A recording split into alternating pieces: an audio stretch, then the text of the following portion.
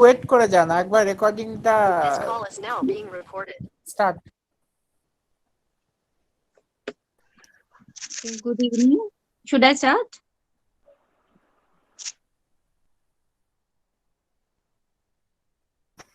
Hello.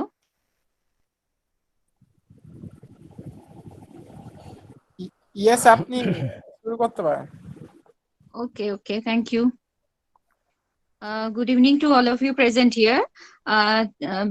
Today we are having base lecture number 40, but before starting the session, let me tell some instruction for attending the lecture. Dear participants, please mute your audio and put off your video during the lecture. Please don't share your screen during the lecture session. Please don't see the participants' list and do not try to take any screenshot because that creates disturbances during the session. Please note that the whole session, including questions and your messages, get recorded. Please submit your feedback after the end of the lecture. A separate feedback link will be provided in the chat box at the end of the lecture. Please do not interrupt the speaker during the lecture. Type your question in the chat box. It will be attended in the question answer session after the completion of the lecture. If you face any problem like audio or sound related problem, please write in the chat box. We'll take care of it. So I must repeat, please mute your audio and put off your video during the lecture, and please don't share your screen during the lecture session. Thank you for your patience hearing. Assalamu alaikum, namaskar, and good evening to all our guests, delegates, and base members. Today we join together for base lecture number 40. I welcome you all in this session. But before starting the program, let me tell something about base. BASE, Bengali Academia for Social Empowerment, is a developmental organization registered as a trust by a collective of academicians, scholars, professionals, and other like-minded people working for community and social development. BASE is dedicated in different activities like information and resource sharing, gathering data and preparing database, organizing seminar conferences, working on publication of journal and magazine, encouraging young generation in education by organizing educational camps and career guidance program, providing admission helpline, and so on. During pandemic time and Amphan crisis, BASE helped by opening and serving by more than 25 community kitchens, distributing foods and relief materials to poor and affected people, distributing study kits to children, especially in North and South 24 Parganas. Since more than 3 months, BASE has been organizing multiple insightful online lectures on different aspects for the purpose of disseminating and raising knowledge and awareness for social empowerment. Today we have online lecture number 40. Today is the 44th death anniversary of national poet Kazi Nazrul Islam. Once he wrote, যেদিন আমি হারিয়ে যাব বুঝবে সেদিন বুঝবে অন্তপারের সন্ধ্যা তারায় আমার খবর পুছবে বুঝবে সেদিন বুঝবে। Kazi Nazrul Islam, who used his powerful pen as a weapon to fight the British colonizers in India, was born in 25th May 1899 in Bardhaman district, West Bengal. While serving in the army during World War I, he started dabbling in ghazal and is considered as one of the pioneers. একটু পরে বলছি, শেষ হলে বলছি। হ্যাঁ, এই এক্ষুনি শুরু 7টা থেকে। ঠিক আছে। Pioneers of ghazal in Bengali poetry. He actively participated in various programs during the national freedom movement. He started writing revolutionary literature, inspiring youth to join in ongoing movement and overthrow the British rulers. As a result, he was branded as a rebel poet. Even in jail, he revolted against them. He launched a hunger strike and continued it for 40 days in the prison, demanding improvement of the conditions of the inmates. After the release from the prison in 1925, he started Shramik Praja Swarajya Dal, with the focus of total self-rule. He launched a magazine, Langal, to promote the ideology of the Dal. The British sent him to jail again and imposed ban on his magazine and his poetry. But Kazi Nazrul Islam never stopped writing. He publicly wrote against the idea of partition in 1941 in a poem titled Deshattobodhok, patriotic. He became a terror to the British Empire ruling India. He inspired Mukti Yoddhas in Bangladesh Liberation War. Despite illness and poverty, he continued writing and criticizing the British rulers, landlords, and imperialists at that time. Along with his writing, he was a good orator and also a gifted singer. He composed Islamic devotional songs as well as Shama Sangeet. But unfortunately, he fell sick in 1942 and lost his voice completely. He spent about 3 decades later and in mere silence. After independence, Nazrul Islam was honored by Government of India with the prestigious Padma Bhushan Award in 1960. He is celebrated as the national poet of Bangladesh. He breathed his last on 29th August 1976 in Dhaka. To pay a small tribute to the legendary poet, BASE has organized Kazi Nazrul Islam Memorial Lecture today. Topic is Bhag Hai Niko Nazrul. Nazrul, Vernacular Liberalism and the Postcolonial. Today, our esteemed speaker is Professor Anindya Sekhar Purakayastha from Kazi Nazrul University, Asansol. Today's special lecture session will be chaired by Professor Mir Rezaul Karim, Department of Bengali, and Dean of Faculty of Humanities and Languages, Alia University. Now I request Samia Roshni, PhD scholar from Center for Women Studies, Vidyasagar University, Medinipur, to introduce our esteemed speaker and chair. Thank you. Good evening to one and all present here. I am Samia Roshni. On behalf of Bengali Academia for Social Empowerment, I welcome you all to BASE online lecture series. This is Kazi Nazrul Islam Memorial Lecture and topic is Bhag Hoy Niko Nazrul, Vernacular Liberalism and Postcolonialism. I feel honored to introduce our guest. For today's session, Professor Anindya Sekhar Purakayastha, speaker for today's lecture, and Professor Mir Rezaul Karim, chair of the session. Dr. Anindya Sekhar Purakayastha is a professor, Department of English, Kazi Nazrul University, Asansol, West Bengal. He has completed graduation and masters in English literature from the University of North Bengal. He holds a PhD on Western critical theory and post-colonial interventions from the Department of Humanities and Social Sciences, IIT Kharagpur. His postdoctoral research focuses on the radical philosophical trajectories of contemporary continental thinkers such as Slavoj Zizek, Alain Badiou, Giorgio Agamben, Antonio Negri, Talal Asad, and the late writing of Derrida, Michel Foucault, and it seeks to incorporate theoretic groups of these thinkers in forging critical theories of the future.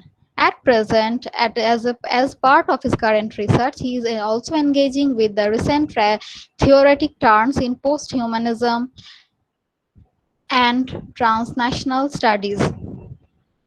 Professor Purakayastha started his career as assistant professor in English, Malda Women's College, University of Gaurbanga, Malda, West Bengal. After that, he served as assistant professor, the Department of English, Central University of Odisha, Koraput. He also served as an assistant professor in the Department of English in Sidhu Kanu Birsa University. In 2014, he joined as Assistant Professor, Department of English, Kazi Nazrul University. He was the recipient of the United States Department of State Exchange Fellowship for Research and Academic Visit to the Center for Commonwealth Studies, University of Louisville. He was also selected as a fellow in the Institute for Critical Social Inquiry New School for Social Research, New York in 2017. He has been awarded the Fulbright Nehru Academic and Professional Excellence Fellowship 2019-18 for research and lecturing in the University of Massachusetts, Amherst, and has also been invited to speak in Fordham University, Clark Atlanta University, Villanova University, USA. He published many articles in various journals in national and international reputes. He jointly edited some books like Cultures of Violence in South Asia, Contemporary Perspective, Different Americas, American Identity in the Post 9/11 Third World Classroom. Dr. Purakayastha co-edits the journal Kairos, a journal of critical symposium. He is one of the founding members of the Postcolonial Studies Association of the Global South. He is one of the founding coordinators of the Center for Critical Social Inquiry, a Faculty of Arts Research collective of Kazi Nazrul University. He is a member of different academic bodies such as Modern Language Association, Postcolonial Studies Association, European Association of South Asian Studies, International Society for Religion, Literature and Culture, International Association for Literature and Religion. With these few words, I welcome you, sir, for today's program. Next, I would like to introduce Dr. Mir Rejaul Karim, a professor in the Department of Bengali, Alia University, Kolkata. He has completed Masters and PhD from Rabindra Bharati University. He served as a guest faculty and a lecturer in various universities like Vidyasagar University, University of Kalyani, Rabindra Bharati University, Aligarh Muslim University, University of North Bengal. His fields of specialization are linguistics, manuscriptology, research methodology, cultural dimensions of pre-modern Bengali literature. With these few words, we welcome you, sir. I also want to express that BASE is indeed honored to have both of you here for the program. Thank you for accepting our invitation. Now I would request Professor Mir Rejaul Karim to start today's session. Dr. Mir Rejaul Karim, sir, over to you, sir. ধন্যবাদ, স্বাগত সবাইকে। শুভ সন্ধ্যা। Bengali academy for social empowerment দেশ আয়োজিত আজকের এই সাংস্কৃতিক সন্ধ্যায় সবাইকে স্বাগত জানাই, শুভেচ্ছা জানাই। দেশ আমাদের বাংলার সামাজিক সাংস্কৃতিক ইতিহাসে একটা স্থায়ী নাম করে নিয়েছে ইতিমধ্যে। সামাজিক জীবনে আজকের যে আবহ, সেই আবহে তারা বেশ কিছু সামাজিক কাজকর্ম করেছে, আর তার সঙ্গে সঙ্গে বেশ কিছু সাংস্কৃতিক কাজকর্ম করে চলেছে। আমরা জানতে পারলাম আজকের এই যে লেকচার সিরিজ, সেটি হচ্ছে তাদের 40তম লেকচার সিরিজ। সেখানে তার আগেও তারা বাঙালিত্বের নানা দিক নিয়ে আলোচনা করেছে, আলোচনার জায়গা প্রশস্ত করেছে। আজকের দিনে তারা যে বিষয়টি বেছে নিয়েছে সেটি হচ্ছে বিদ্রোহী কবি কাজী নজরুল ইসলামের মৃত্যুবার্ষিকী উপলক্ষে তার প্রতি একটা স্মরণ সন্ধ্যা, তার স্মৃতির উদ্দেশ্যে একটা অর্ঘ্য নিবেদনের একটা চেষ্টা, একটা প্রয়াস তারা নিয়েছে। আমরা জানি আমাদের বাঙালি জীবনের সঙ্গে নজরুলের সম্পর্ক অচ্ছেদ্য। নজরুল আমাদের পরিচয়, নজরুল আমাদের অহংকার। এই অহংকারকে নিয়ে আমরা বাঁচতে চলেছি। আজকে আমরা বাঙালিরা বিভিন্ন ভাগে বিভক্ত, বিভিন্ন রকম ভাবে তাদেরকে বিভক্তিকরণের চেষ্টা চলছে, কিন্তু নজরুলের কবিতা, নজরুলের গান, নজরুলের ভাবনা, নজরুলের চিন্তা আমাদের এই সবকিছুর মধ্যে একটা অন্য দিকের সূচনা করে দেয়। সেই সূচনা উপলক্ষে দেশের এই আয়োজন যথেষ্ট ইতিবাচক বলে মনে করছি। বেশ আজকের এই সভায় আমাকে দুটি কথা বলার জন্য বা এখানে একটি সুযোগ এনে দেওয়ার জন্য যে সুযোগ আমাকে করে দিয়েছে তার জন্য তাদেরকে আমি আমার কৃতজ্ঞতা প্রকাশ করছি। যাই হোক, এই কয়েকটা কথা বলে এই মুহূর্তে আমরা আমাদের যে মূল আলোচক আজকের সভার, সেই সভায় যে আলোচক সেইখানে বলবেন প্রফেসর অনিন্দ্য শেখর পুরকায়স্থ, কাজী নজরুল বিশ্ববিদ্যালয় আসানসোল থেকে। তিনি কাজী নজরুল ইসলামের একটা বিশেষ দিক নিয়ে এখানে আলোচনা করবেন। সেই দিকটি সম্পর্কে আমরা শুনবো, তারপরে প্রশ্নোত্তর আলোচনার পরে আমরা আবার আপনাদের সঙ্গে মিলিত হব। প্রথমে আমি প্রফেসর অনিন্দ্য শেখর পুরকায়স্থ থেকে তার বিষয় উপস্থাপনের জন্য অনুরোধ করছি। Professor Purkayastha.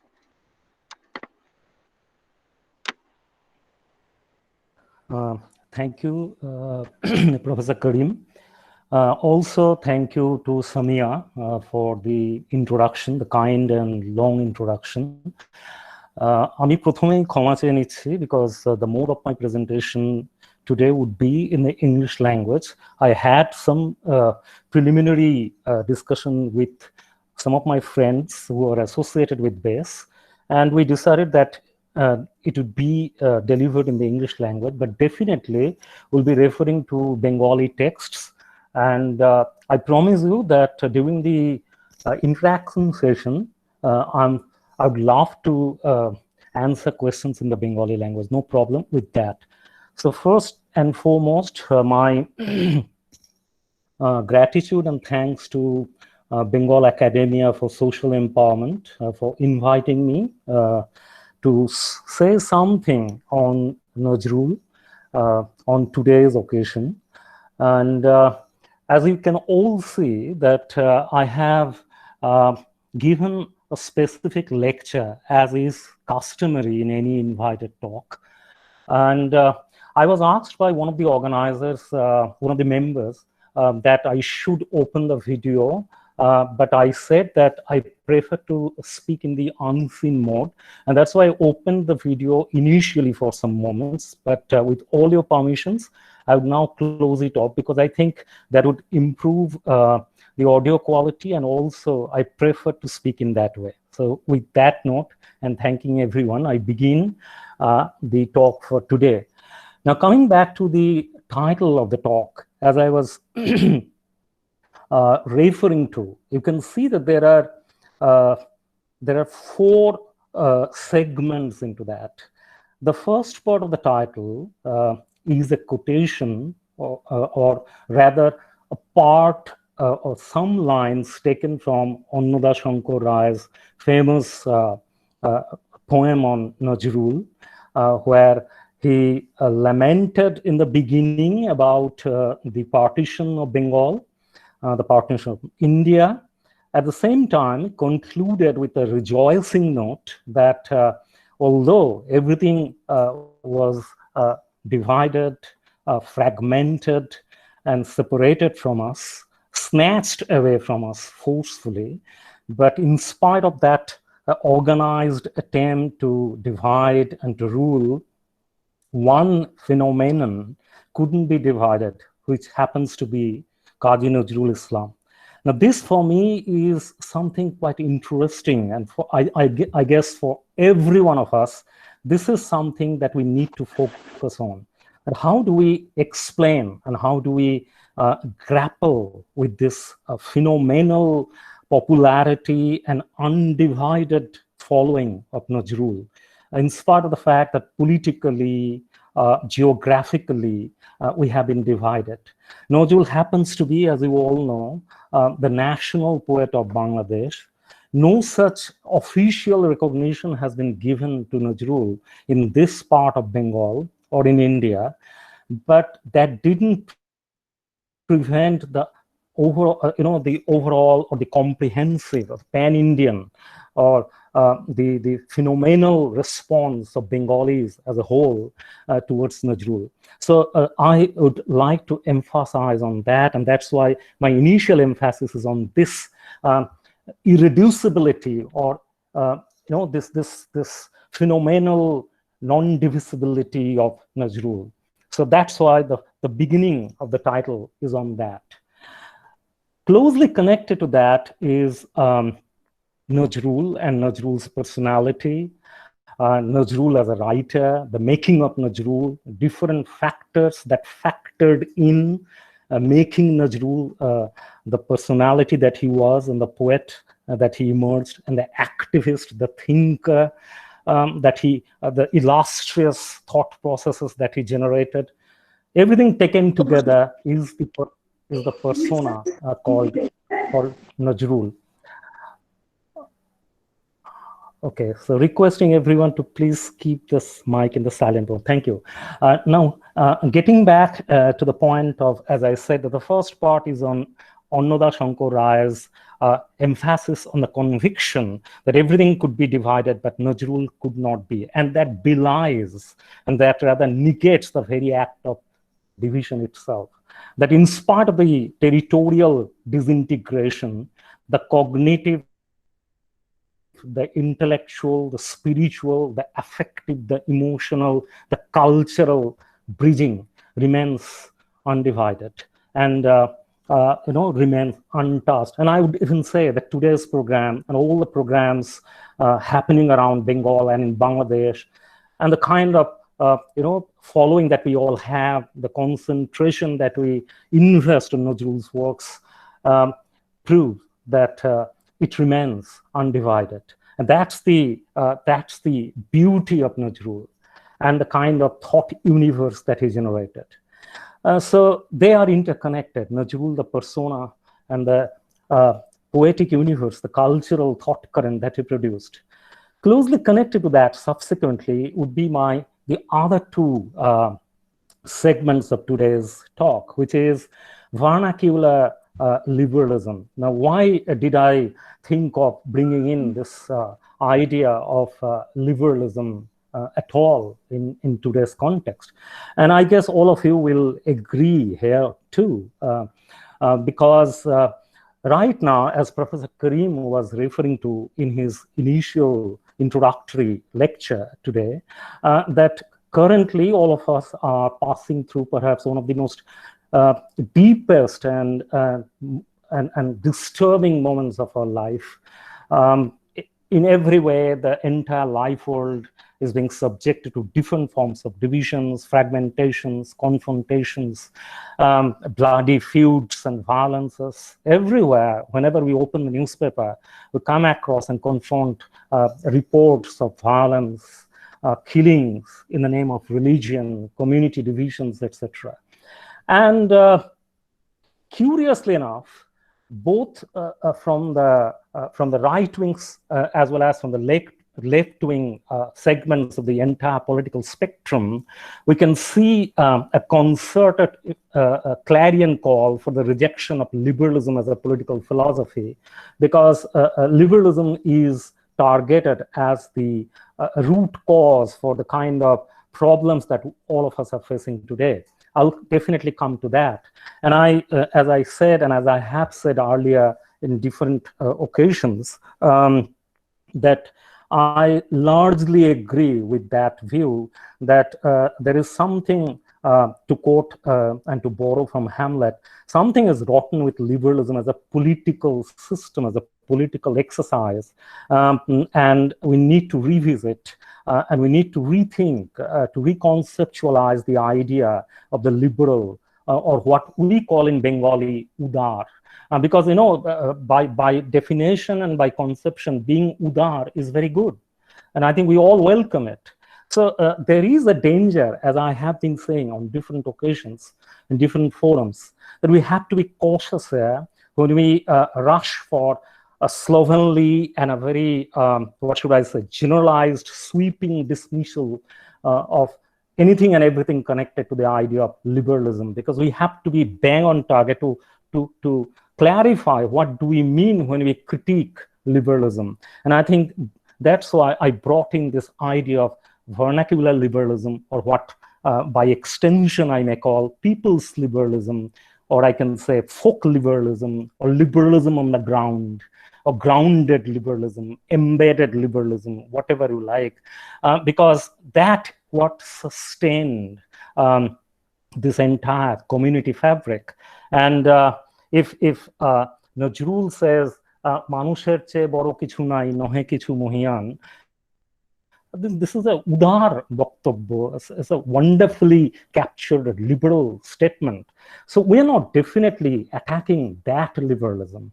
We are concerned with a specific economic, cultural, and political system that has been ruling the world, and that imposes certain modular forms of political thinking, economic thinking, and cultural practices that has reduced the entire life world into the system of uniformity, violence, imposition, and a hegemony of control and disciplining. So as opposed to that, I would focus the attention on the kind of vernacular liberalism that Nazrul would advocate and did advocate throughout his entire life till 1942, when, as luck would have it, unfortunately, he lost his voice and couldn't express.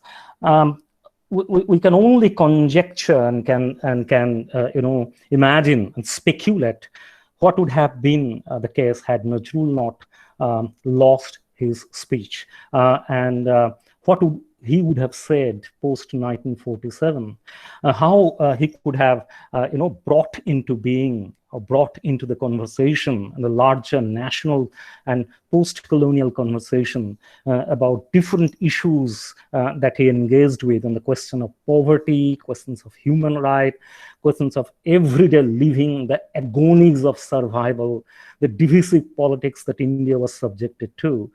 So I really, it's fascinating for me to imagine. I sometimes wonder what he would have done had he been alive, mentally alive or intellectually alive. By that I mean post 1947. But having said that, and be that as it may, let us get back to the title itself once again. And that is how I connect him and his idea of, yes, humanism. And by that too, I mean the kind of vernacular humanism, not the liberal humanist tradition, which is also under attack today, that focuses and valorizes the exclusive human category at the cost of other non-human categories. I think Nazrul and other poets of his time and later too would not advocate that kind of exclusionary paradigm of humanism. But as I said, that all these four segments are interconnected, intertwined, and today on 29th of August, as is quite customary, and as it has become a cliched and stereotyped way of paying lip service to figures like Nazrul, I dissociate myself from doing that, because for me, like Tagore, he has, as somebody said, that "Tumi ki ke boli chobi." So for us too, Nazrul has been reduced to a kind of bust, a statue, or a chobi, where we garland, we say something about his bidrohi satta, about his manobikota, about his human integration, blah, blah, blah. But the most important thing is that we need to bring him back to life itself. Today in the afternoon, in our university, we organized a commemorative program on Nazrul, and erudite personalities from Bangladesh, like Professor Rafiqul Islam, for whom I have tremendous amount of respect, because my, and I'll be honest here, as a scholar and a student of English literature, as is usual, I focused my studies and my critical attention to Euro-modern thinkers. And it was quite late for all of us to concentrate on thinkers closer home. And although, as Arundhati Roy said in her writings on Ambedkar, that she wanted to reconfigure the stars in the intellectual and political horizon of India by bringing in Ambedkar vis-a-vis the figure of the predominant figure of Gandhi. Similarly, I think it is also necessary for all of us to bring in into the larger conversation and into the everyday conversation figures like Nazrul and many other, not just Nazrul, many other figures who are obscured by history, who are obscured by our collective negligence, collective oblivion, amnesia. So how to resurrect them? And today in the afternoon, during his speech, Professor Rafiqul Islam, who is the national professor of Bangladesh, and who is a great scholar of Nazrul. I don't think anyone has captured Nazrul in his entirety, and anyone could situate Nazrul in the contemporary other than Professor Rafiqul Islam. I was astounded by his scholarship on Nazrul and his devotion and dedication to Nazrul, even at this age. So I was deeply inspired by him, and I would be honest here, largely because of him, I could think of giving more time and more attention and more study time on Nazrul himself. So with that apologetic note, I would once again get back to what I was talking about. Professor Rafiqul Islam mentioned the process of resurrecting or rescuing Nazrul. This is exactly what he said. Amra Nazrulke uddhar korechilam, punoruddhar korte chaichi. These are the expressions that Professor Rafiqul Islam made today on this very day of 29th of August. So why this uddhar and punoruddhar? Why this kind of if we can say that there is, as scholars would like to have us believe, there's an Ambedkar renaissance currently going on. People are speaking more about Ambedkar, more scholarly books are coming out. There has to be a Nazrul renaissance. By that, I don't mean that people are not reading Nazrul. There are wonderful writings in Bengali, I know that. But mainstream academia has largely ignored figures like Nazrul. And that is where I mean that we have to resurrect, we have to invest that kind of intellectual energy which people like Nazrul, figures like Nazrul deserves. So therefore, post-colonial thinkers, please take note that although we talk about decoloniality, although we talk about the after-colonial, the post-colonial, but in our everyday scholarly engagement, very few local scholars, local writers who come into our exercise of the post-colonial or into our theoretical deliberations on the post-colonial. I don't think anybody bring in texts like Rajbundi, Jobanbundi. So, I mean, this is where it is clearly proved that post-colonial scholars have failed to pay attention to a wonderful note like this, where Nazrul, in front of the British judge, when he was imprisoned, read out from his self-drafted testament. He said that this is my statement in front of you, Mr. Judge, that I refuse to accept your terms and conditions. The kind of defiant logic that he drafted in that testament is a fabulous example of anti-colonial and post-colonial, autonomy that we talk of in the context of post-colonial scholarship. But I don't see scholars engaging with them. I would see people talking about Gandhi. It's absolutely fine because Gandhi is a great thinker. People talk about Nehru and many others, but you still do not come across figures like Nazrul, figures like Periyar from South India, and many others, just to name a few.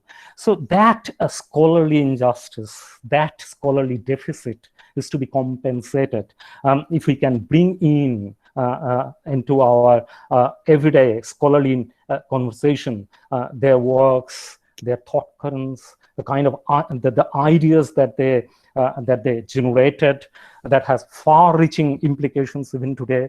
So in other words, we are talking about the relevance of Nazrul in the current conjuncture, in the present condition. Otherwise, it makes no sense to pay tribute to him. It would be pure lip service and nothing else. It would be a cosmetic exercise on our part, just to say he was a great man, he was a great writer. But in which way is he great, and in which way can we engage with his works and his thoughts in today's context, and how can we build on it further? And that's why I would begin with the first segment of the talk today, which is Bhag Hoyni Ko Nazrul.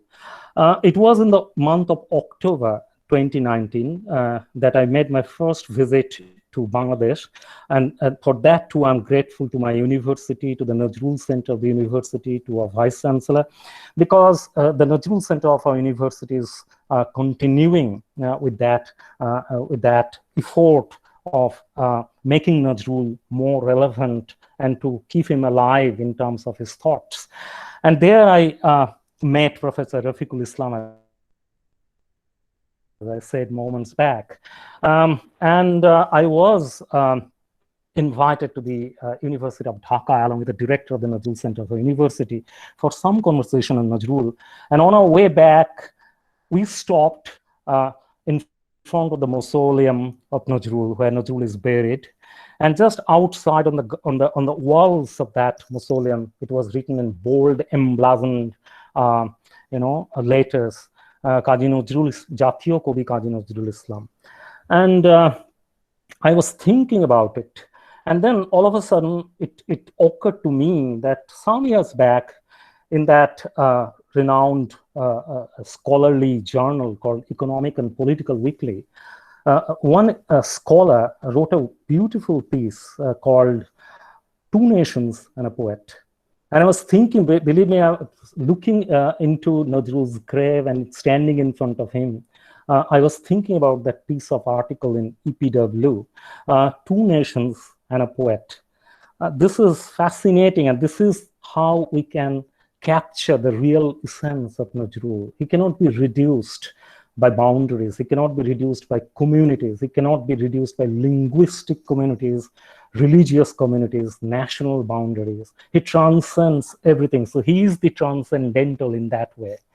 And we all know that there are different political anecdotes behind it. We all know that Nazrul was invited by Bangladesh, and he was given medical treatment, and he was given a lot of importance there. And ultimately, he stayed there back, and he died there, and then he was given that honor of being the national poet of Bangladesh. Now, as I said in the very beginning of the talk today, that even though by colonial design and by various political complications, this subcontinent has been divided and subdivided into various parts, the cultural ontology of South Asia cannot be divided. Even today, we listen to the singers of Pakistan. We regularly listen to singers like Rejwana Chowdhury Bonna. We still continue paying attention to the kind of works created by figures like Akhtaruজ্জামান Ilyas and Iqbal and other writers, Sri Lankan writers, Bangladeshi writers, Pakistani writers. So the South Asian subcontinent cannot be divided culturally, linguistically, even though politically barriers are there. And that's, I think, the only silver lining. Who knows what holds for the future. But having said that, let us get back to the point. So the question is, that's an enigma, or rather, perhaps that is not an enigma if we believe that there is a continuity beyond the border. There is a continuity beyond the border, and that's why the phenomenon called Nazrul couldn't be divided. There is a linguistic continuity. ওই মানুষটাও বাংলাতেই কথা বলে, আমরাও বাংলাতেই কথা বলি, যিনি বাংলাদেশ থেকে আসেন। ওই মানুষটাও হিন্দিতে কথা বলে, যিনি পাকিস্তানে থাকেন, আমরাও হিন্দিতে কথা বলি, বুঝি। So we understand that there is a continuity and that flow. And I remember, and this is also no division, I remember Deleuze, the French thinker, who talks about the line of flight, the flow, the nomad thought. So that the idea of the nomad thought is applicable here, that we can nomadify. Nazrul is the nomad here. Who is there, who is not there, who is here, who is not here, he is everywhere. And that's the beauty of poetry, that's the beauty of free thought, that's the beauty of autonomous free thinking, which he produced. Now, if this is what the phenomenon called Nazrul is, then I think it is imperative on our part to know a little bit about him. Although we all know that he was born in Asansol, although we all know that he worked in a bakery, these are popular anecdotes, you see, but then we miss out a lot. What we miss out is the most important thing. This is something which a popular tradition of saying very populist and juicy stories about these iconic figures gets lost when they forget to focus on the necessary aspects of their life.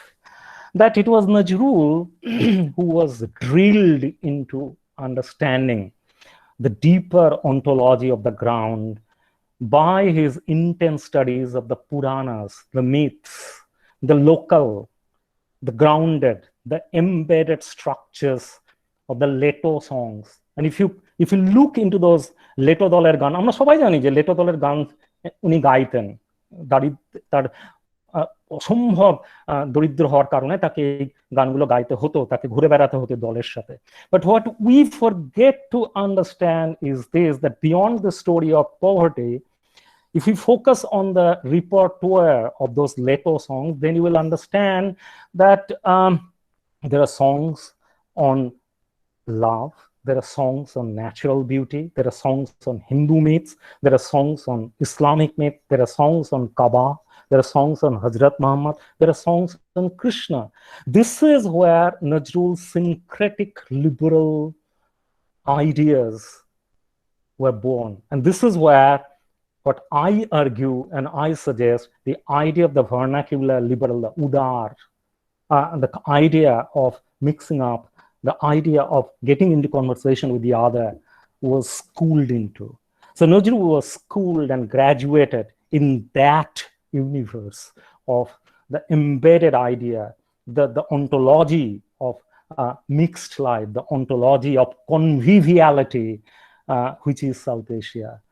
Within every 17 kilometers, the language changes, the culture changes, the food habit changes. How can you talk about one homogeneous culture in this subcontinent? How is it possible? If we do that, that would be coercive. And I think this is where the failure of what we call quote unquote neoliberal liberal political system, which I differentiate with this vernacular traditional ontology of embedded liberalism. Because the neoliberal idea of liberal political system is deeply invested with this exclusionary idea of logic, reason, uniformity, homogeneity, and that I agree with when people say that liberalism is the culprit. That is to be critiqued, and that is to be singled out for the kind of problems and the predicament that we are all facing today. I completely agree with that. But then I think the answer for that is not a sweeping generalized attack on it, because the problem is there we are obscuring various things, various boundaries that are getting blurred. The left is attacking them, the right is also attacking them. So people are confused by it. And we cannot see the way out. Because if somebody says, if somebody from the right wing says that, well, you are agnostic, you don't believe in God, so you are liberal. And then when I read Nazrul and he says, Ami bidrohi bhigu bhagavan buke eke di podo chinno, then how do I explain Nazrul? How do I explain this liberal autonomous statement of Nazrul? So I would caution, and I would myself prefer to be cautioned here in our understanding of the current crisis and the problem that we are all facing. I'll come back to that. But before I do that, I was trying to make you understand this ground from which he flourished, from where he was taught this principle, this ontology of conversational living, convivial living, as I called it. Now, being tutored into that, I think that was the materialist praxis of Nazrul's growing up. And that forced him to understand. And there, I would again place it with humble submission before everyone in this audience, that when we single out Immanuel Kant and say that he is the person who was responsible for this humanist paradigm and this liberal paradigm, this is again, I would say, a mad rush. Because here too, we have to be very cautious and very circumspect and very alert. If I go back to the simple but the most seminal essay by Kant called What is Enlightenment? There is a statement, you all know, I might be wrong in the pronunciation, sapere ode, or that can be translated as daring to know. That was the basic fundamental principle in that essay, in that seminal text of Immanuel Kant. Daring to know. I don't think there is any problem with that. I don't think anyone in this audience will disagree with this proposition of Kant. So I think the question is, how do we appropriate, how do we interpret Kant and Kantian metaphysics? Yes, definitely there might be certain areas that are open to question, that can be critiqued, and that is applicable to all thinkers in the world. But this central point of coming out of this condition of subservience, coming out of this condition of obedience, is the locus classicus of this essay called What is Enlightenment? Daring to know. So I think Nazrul's, I would read Nazrul's Bidrohi with that principle of daring to know. He's daring to know. He says, Ami apunara chhare korina kahare kulni. So I think this idea of autonomy, this assertion of the self, is it liberal? If it is, then I think I don't have any confrontation with that. I don't have any dissociation from that paradigm of I being the autonomous individual. But then that idea of the subject, which people are critiquing today as the Enlightenment liberal subject, is not the kind of enclosed, cocooned, autonomized, automated, technologized subjectivity that we are attacking. That is something else. So please be very careful about the selection of words and vocabulary and idioms that we use when we adopt this critique of liberalism, because this is where we falter and this is where we create the confusion. Because as I said, that when Kant talks about daring to know, Kant scripts the Copernican revolution, Kant's opened the door for autonomous rational inquiry, although I understand that autonomy can be questioned, because how do we know that we are autonomous in that way? All agreed upon, but then this basic principle to assert the individuals to know, to question, in other words, to consolidate the act of critique. And I will conclude today with that element of critique, because after all, if we remember Nazrul today, and if we began the talk today with that memorable line from Annoda Shankar Rai, Bhag hoyni ko Nazrul, I think that's a wonderful statement of critique, is it not? Critiquing this very paradigm of two nation, three nation, political division, territorial division, this very notion of nationalism. So with that note of critique in mind, I would once again get back to the persona called Nazrul and how he grew and how that had its impact, how it percolated, impinged on later Nazrul the writer, Nazrul the vernacular liberal. So as I said, that he was schooled into that grounded version of convivial living, the tradition, that legacy, that inheritance of Cartesian ontology, of mixed living. That got further consolidated when he went to Karachi, the cantonment. And there too, the materialist praxis of Nazrul is to be ascribed to, because poverty forced him to go there. And that also proved to be a blessing. So remember, one of the reasons for describing his liberalism as vernacular liberalism is that he was not born with a silver teaspoon. He had to go to Karachi. And I was talking to one of my friends, Shuhendra, some days back, and I was referring to one letter from Nazrul, which he wrote to the editor of Shobuj Patro magazine, which was a very influential magazine at the time.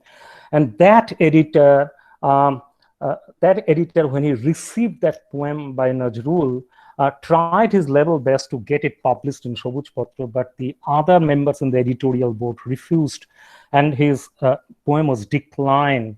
And that person took it to another, to another magazine called Probashi, where the poem was published with the title Mukti. So the very title itself is very interesting, that Nazrul is making dispatches, literary dispatches, creative dispatches from the cantonment in Karachi.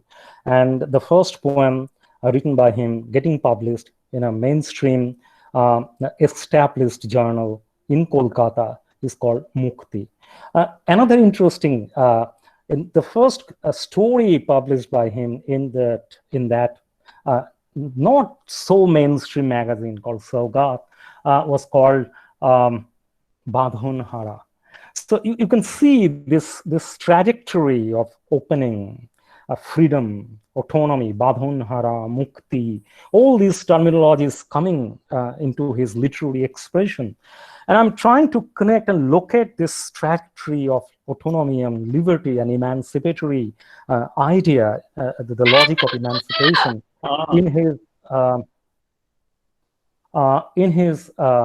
during his experience in the Karachi cantonment, where he taught Arabic text, Farsi text from a Maulavi who was part of the cantonment. He didn't have that training to read all those works. He read Hafiz, all of us know by this time, during his stay in Karachi. But even though we all know that he read Hafiz during his stay in Karachi, we failed to integrate this knowledge to our larger idea of why should we be reading Nazrul today.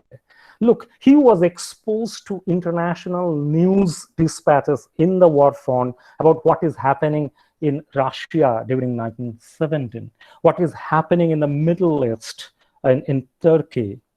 So his source of knowledge to know about international politics, international ideas of emancipation, political liberation, coming through different routes, not through the cognoscenti and the literati and the glitterati, those established mainstream literary circles of Kolkata, where all those big names were educated in elite institutions, and they drew their sustenance and their literary inheritance from the Euro-modern model.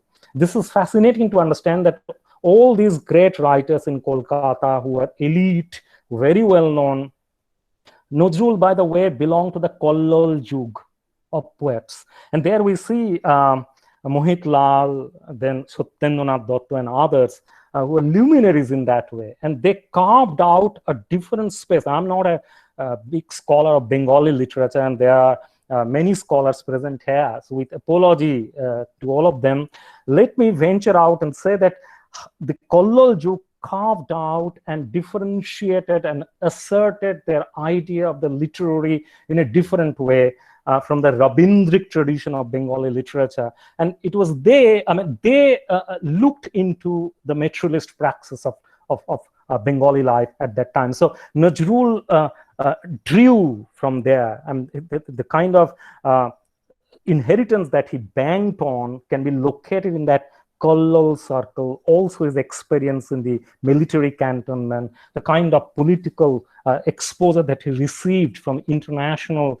politics as it was coming to military barracks in Karachi, and his idea of what Kemal Atatürk is trying to do in Turkey. He was fascinated by that, and in his writings like Satil Arab, or his poetic tribute to Kemal Atatürk, Kemal Pasha, as he said, all these testify quite strongly the fact that Nazrul's, schooling again, his schooling in the childhood was in the fields of the Rar Bangla.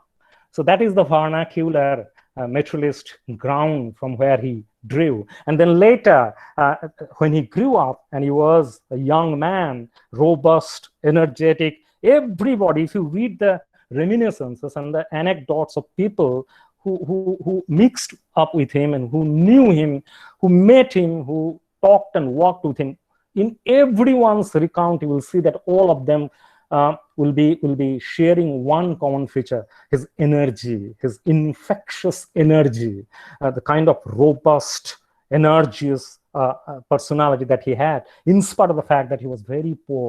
You can see from various accounts that ভাত আর ঝোল আর কিছু নেই, কেউ কেউ বলছে যে লাঙল পত্রিকার অফিসে হাঁড়িতে শুধু ভাত আর ঝোল থাকতো, আর কিছু থাকতো না, সেটাই খেতেন তারা। And they used to write by being sustained with this frugal meal. So, but the energy is so infectious, that life force is so infectious, and this is where again I would like to focus on, and that proves the power of the vernacular. Because that knows that the only way to survive is to sustain this life force, in spite of being browbeaten, in spite of being defeated by the oppressive, corrosive forces of social hierarchy, economic hierarchy, etc.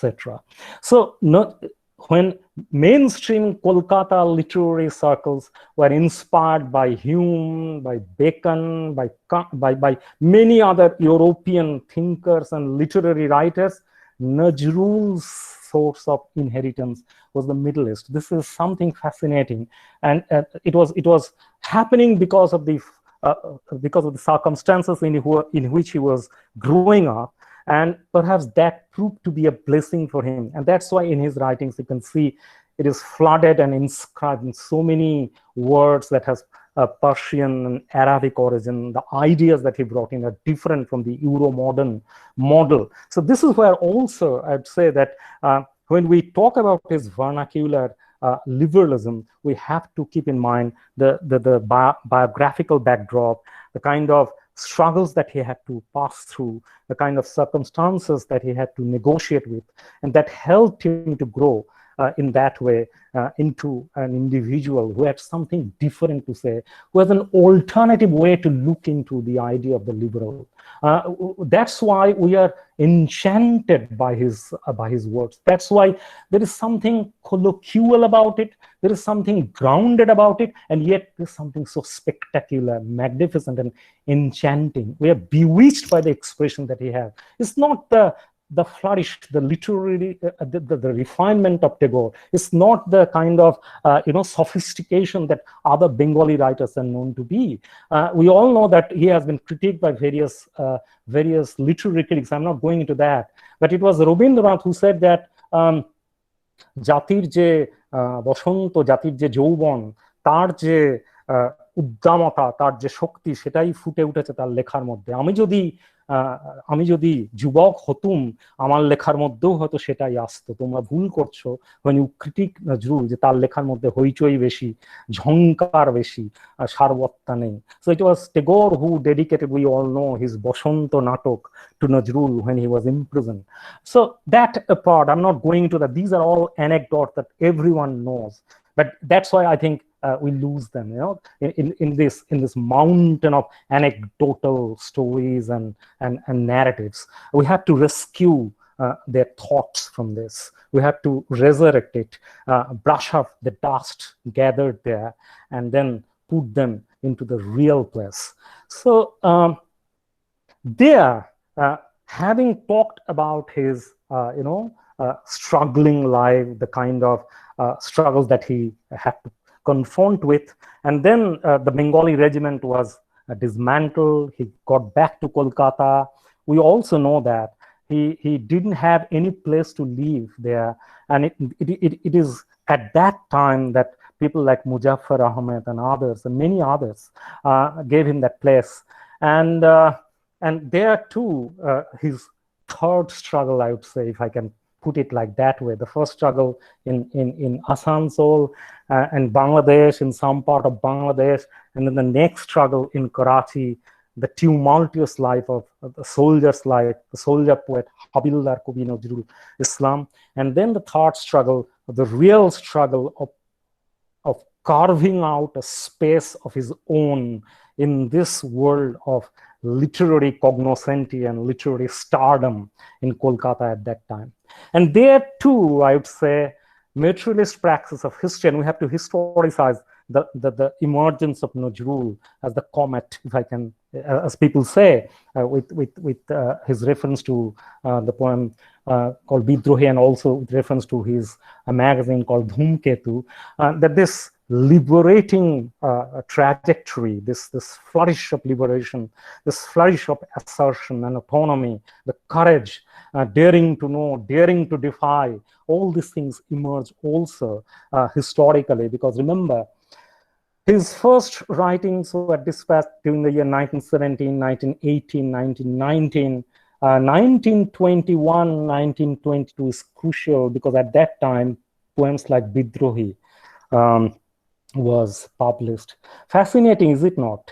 That 1922, The Westland is published, and 1921, Bidrohi is published. We talk about the Westland so much, and this is where I'm also indebted to Professor Rafiqul Islam, because he referred to that during our conversation in Bangladesh. He said, look at it, this is a seminal text, Bidrohi.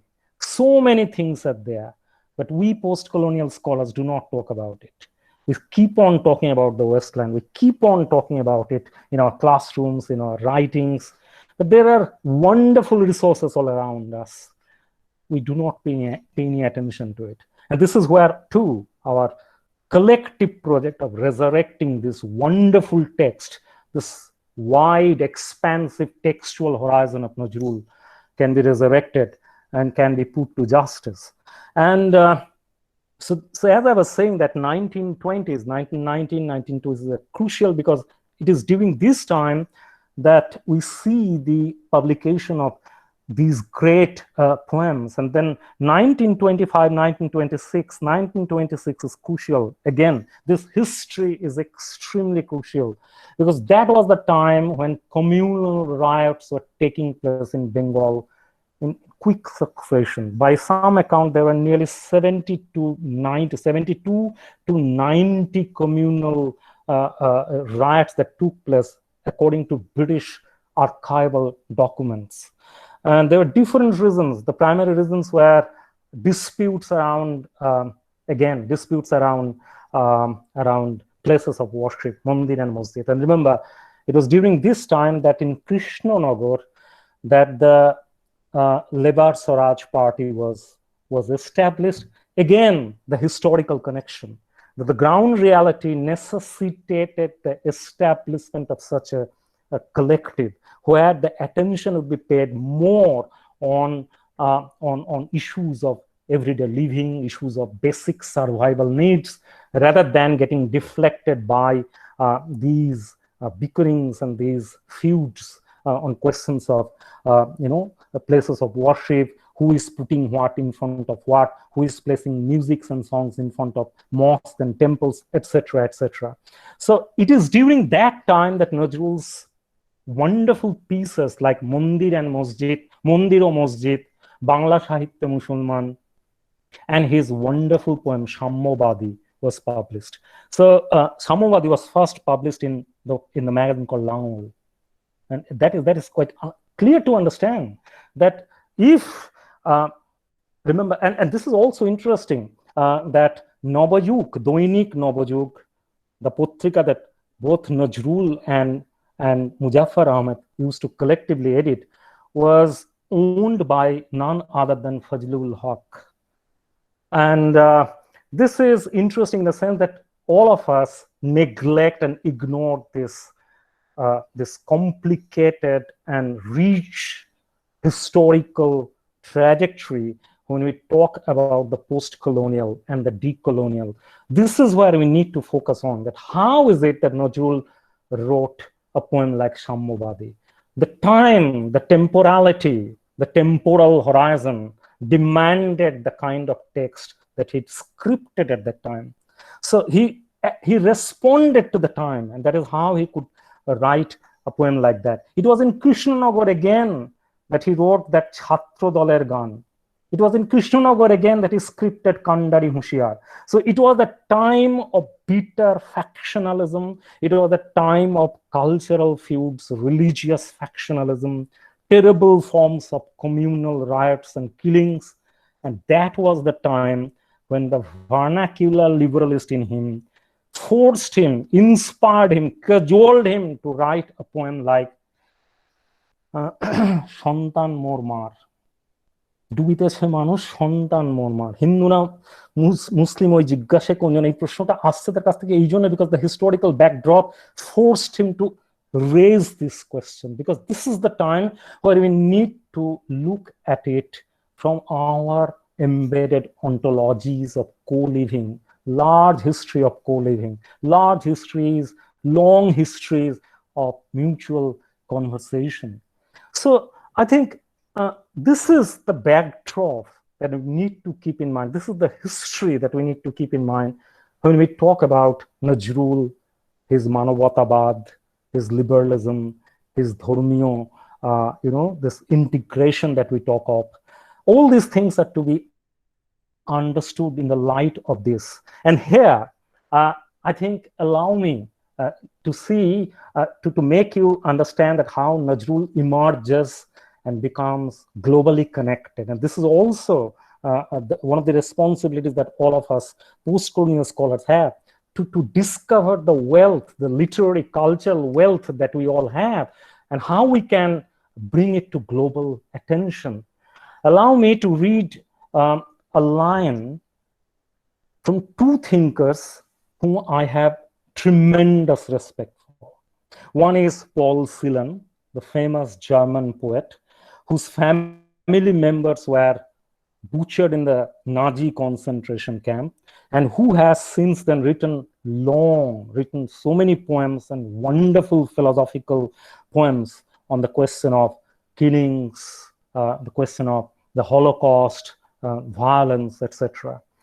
And the other thinker is Judith Butler, who is a contemporary. Celan is no longer alive. Butler is. Butler has also critiqued liberalism, and this is how I connect the discussion portion now. I have first talked about the critique of Annoda Shankar Rai, the critique of nationalism, then the persona called Nazrul, his growing up, making of Nazrul, how that helped him to emerge as the vernacular liberal, because he was schooled into this vernacular liberal tradition of the subcontinent. And now the current question of critiquing the liberal system, quote unquote, this is not the liberal that I talked about so far. This is the neoliberal economic political system that justifies bombings of innocent children and women and men in Afghanistan, in the Middle East, and in other parts of the world. This is the economic and political system that justifies the mindless expansion of the market economy. This is the quote unquote neoliberal political economic system that justifies one homogeneous cultural form. This is the system that we are actually critiquing, but we should not confuse it with the kind of udar, manovatabadi, vernacular, lived experience that we are all schooled in, that we are all sustained by. This is the ethos that perhaps Judith Butler referred to when she talked about the ethics of affect. We are all talking about that how the neoliberal political system and economic system is brushing out the question of affect, the question of emotion, the question of religion. It is only focusing on a dry, reason-based economic calculative logic. Yes, correct. I agree with that.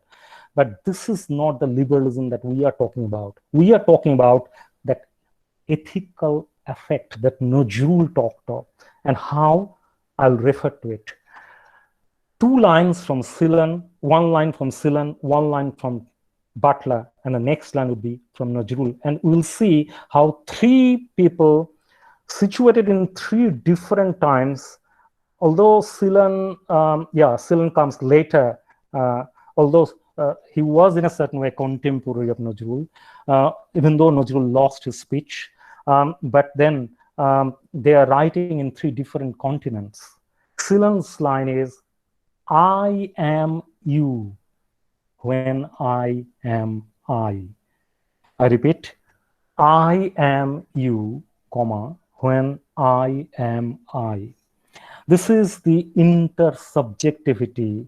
This is the মানুষের চেয়ে বড় কিছু নাই নহে কিছু মহিয়ান. This is the intersubjective cultural ethics that we are talking about today. This is the knowing of the other. So I repeat the line of Silan. It is taken from his poem called Praise of Distance. Praise of Distance. And the line is, I am you when I am I. And although this line from Descartes is often referred to, I think therefore I am, but there is also a line, so cogito ergo sum is a famous line, but there's also another line called sumus ergo sum, we are, therefore I am. And the other line from Butler in the book Precarious Life, The Process of Mourning and Violence.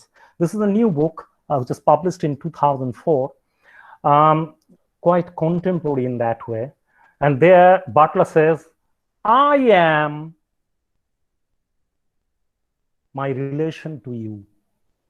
So I am what I am because of my relation to you. So this is another fascinating way of opening up the idea of the I, how it can be problematized, how it can be opened up from the kind of cocooned automaton that this logic-oriented, calculus-driven neoliberal economic and political system has reduced us into. And then I read the line from Nazrul to show how a conversation is possible between Paul Celan, Judith Butler, and Nazrul, and perhaps with many others. I'm not restricting the list, but for the sake of convenience, I'm just referring to these three. And the line of Nazrul for me would be, তোমাতে রয়েছে সকল কেতাব, সকল কালের জ্ঞান, সকল শাস্ত্র খুঁজে পাবে সখা, খুলে দেখো নিজ প্রাণ, তোমার হৃদয় বিশ্ব দেউল সকলের দেবতার. So তোমার হৃদয় বিশ্ব দেউল সকলের দেবতার. Is it humanism? If it is, I am for it. Is it secularism? If it is, I am more than for it. So I think this is where the conversation begins, and this is where the conversation can drag on, can be fascinating confluence of various conversations. And remember, Butler's idea of indurability, Butler's idea of vulnerability. Judith Butler is a very well-known name. I'm sure everybody in this audience knows about her.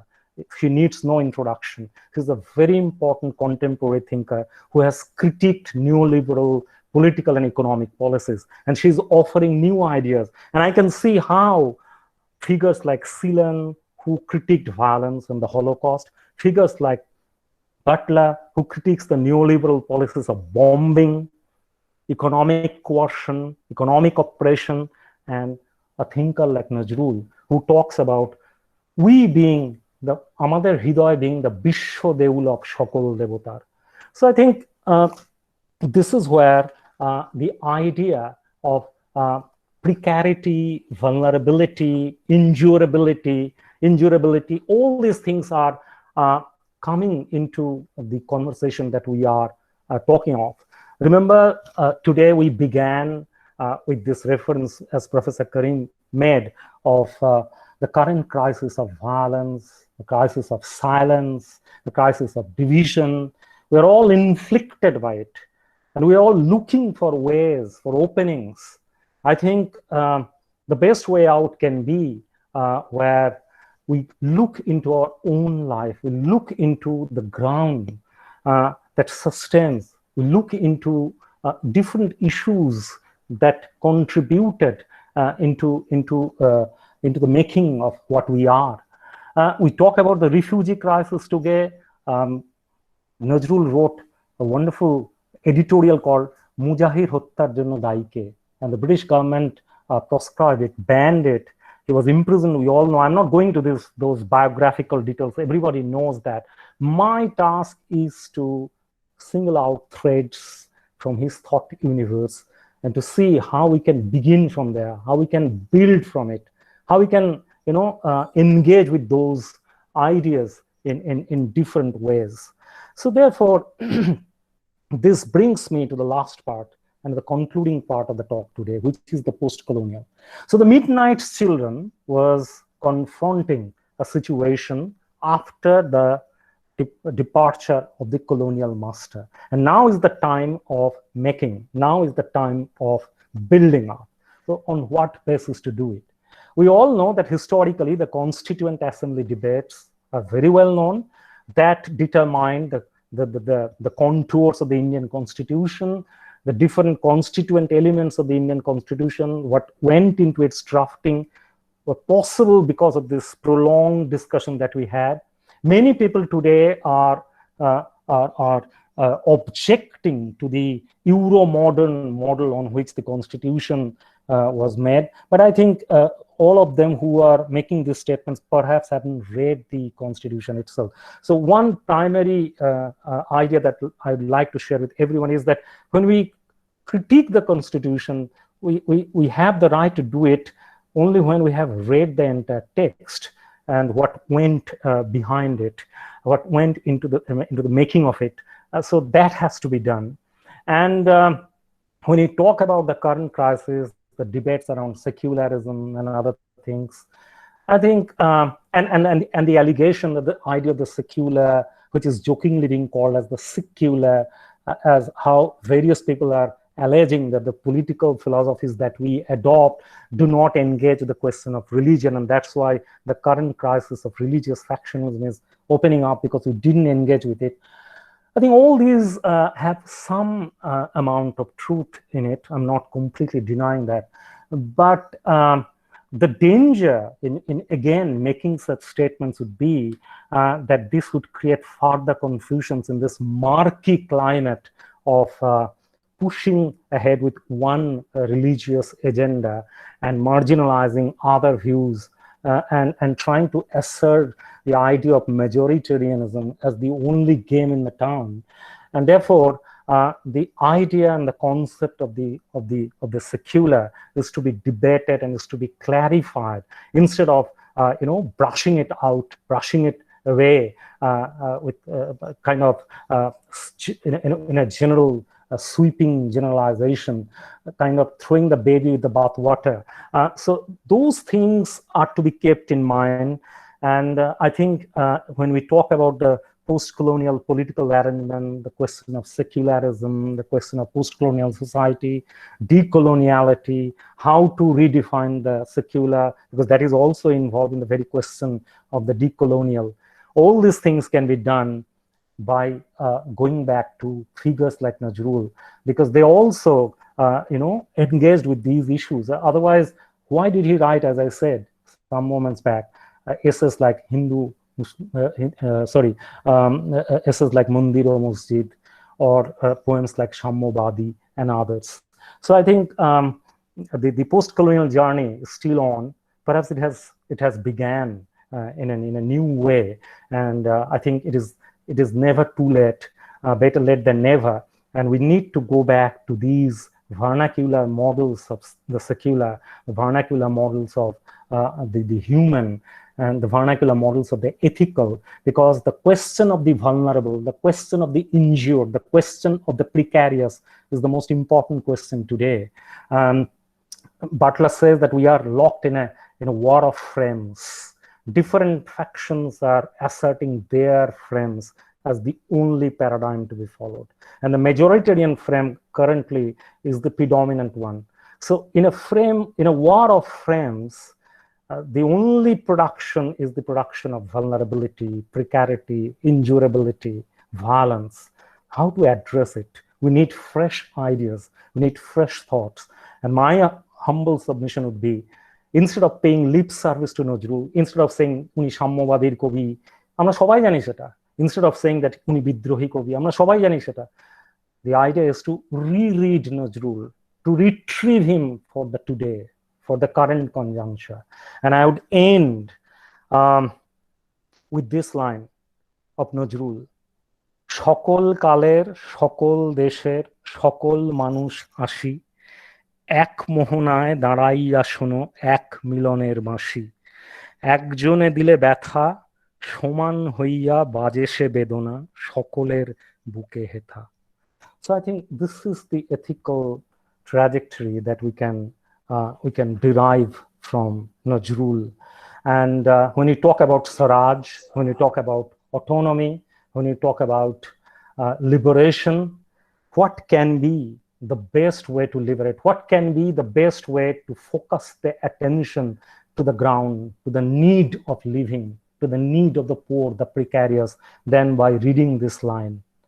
ক্ষুধাতুর ছেলে চায় না সরাত, চায় দুটো ভাত একটু নুন, বেলা বয়ে যায় খায়নি কো বাছা, কচি পেটে তার জলে আগুন, কেঁদে ছুটে আসি পাগলের প্রায়, স্বরাজের নেশা কোথা ছুটে যায়, কেঁদে বলি ওগো ভগবান তুমি আজিও আছো কি, কালিও চুন কেন ওঠে নাক তাহাদের গালে, যারা খায় এই শিশুর খুন. So I think with that note, and with my deep respect to Nazrul and to all the other figures whom we could not name. Yeah, there are many other people, as I said, the Kollol poets and many others, Shukanto, many others. The list goes on. And thanking everyone for the patience and for listening to it. Thank you. অনেক অনেক ধন্যবাদ, অসংখ্য ধন্যবাদ professor অনিন্দ শেখর পুরকায়স্থ। একটা বৃহত্তর প্রেক্ষাপটে নজরুলের জীবন, সাহিত্য, কৃতি, ভাবনাকে তিনি যেভাবে তুলে ধরলেন তা এক কথায় অনবদ্য, এক অনবদ্য ভাষ্য তিনি এখানে রচনা করেছেন। তিনি আমাদের কৃতজ্ঞতার পাশে আবদ্ধ করেছেন। যে কথাটি বারবার উঠে আসছিল, ভাগ হয়নি খুব নজরুল। হ্যাঁ, ভুল হয়ে গেছে বিলকুল, আর সবকিছু ভাগ হয়ে গেছে, ভাগ হয়নি কোন নজরুল। এই ভুলটুকু বেঁচে থাক, বাঙালি বলতে একজন আছে, দুর্গতি তার ঘুচে যাক। হাজার বছরের যে বাংলা, যে বাঙালি, তার যে সাহিত্য সাধনা, তার সংস্কৃতি, সেটা 1947-এ এসে দুটি ভাগে ভাগ হয়ে গেছিল, একটি পদ্মা, অন্যটি গঙ্গা। দুটো সমানভাবে প্রবাহিত হয়েছে, দুই ক্ষেত্রকে সঞ্জীবিত করেছে। কিন্তু এই দুয়ের মধ্যে কোনো যোগ অনেক ক্ষেত্রে আমরা পাই না। আমরা এপারে যারা থাকি অনেকে ওপারের খবর জানি না, যারা ওপারে থাকেন তারা হয়তো এপারের খবর জানেন, আমরা কিন্তু কখনো দুটোকে মেলাতে পারি না। যারা বাংলা ভাষা ও সাহিত্যের ছাত্র, গবেষক, তারা জানি যে এই দুটোকে যিনি মিলিয়েছিলেন তার নাম কাজী নজরুল। তাকে নিয়েই আমরা অখণ্ড বাংলার, অখণ্ড বাঙালিত্বের ছবি দেখে থাকি। আমরা ভাবি এই নজরুলকে নিয়ে নতুন করে ভাববার।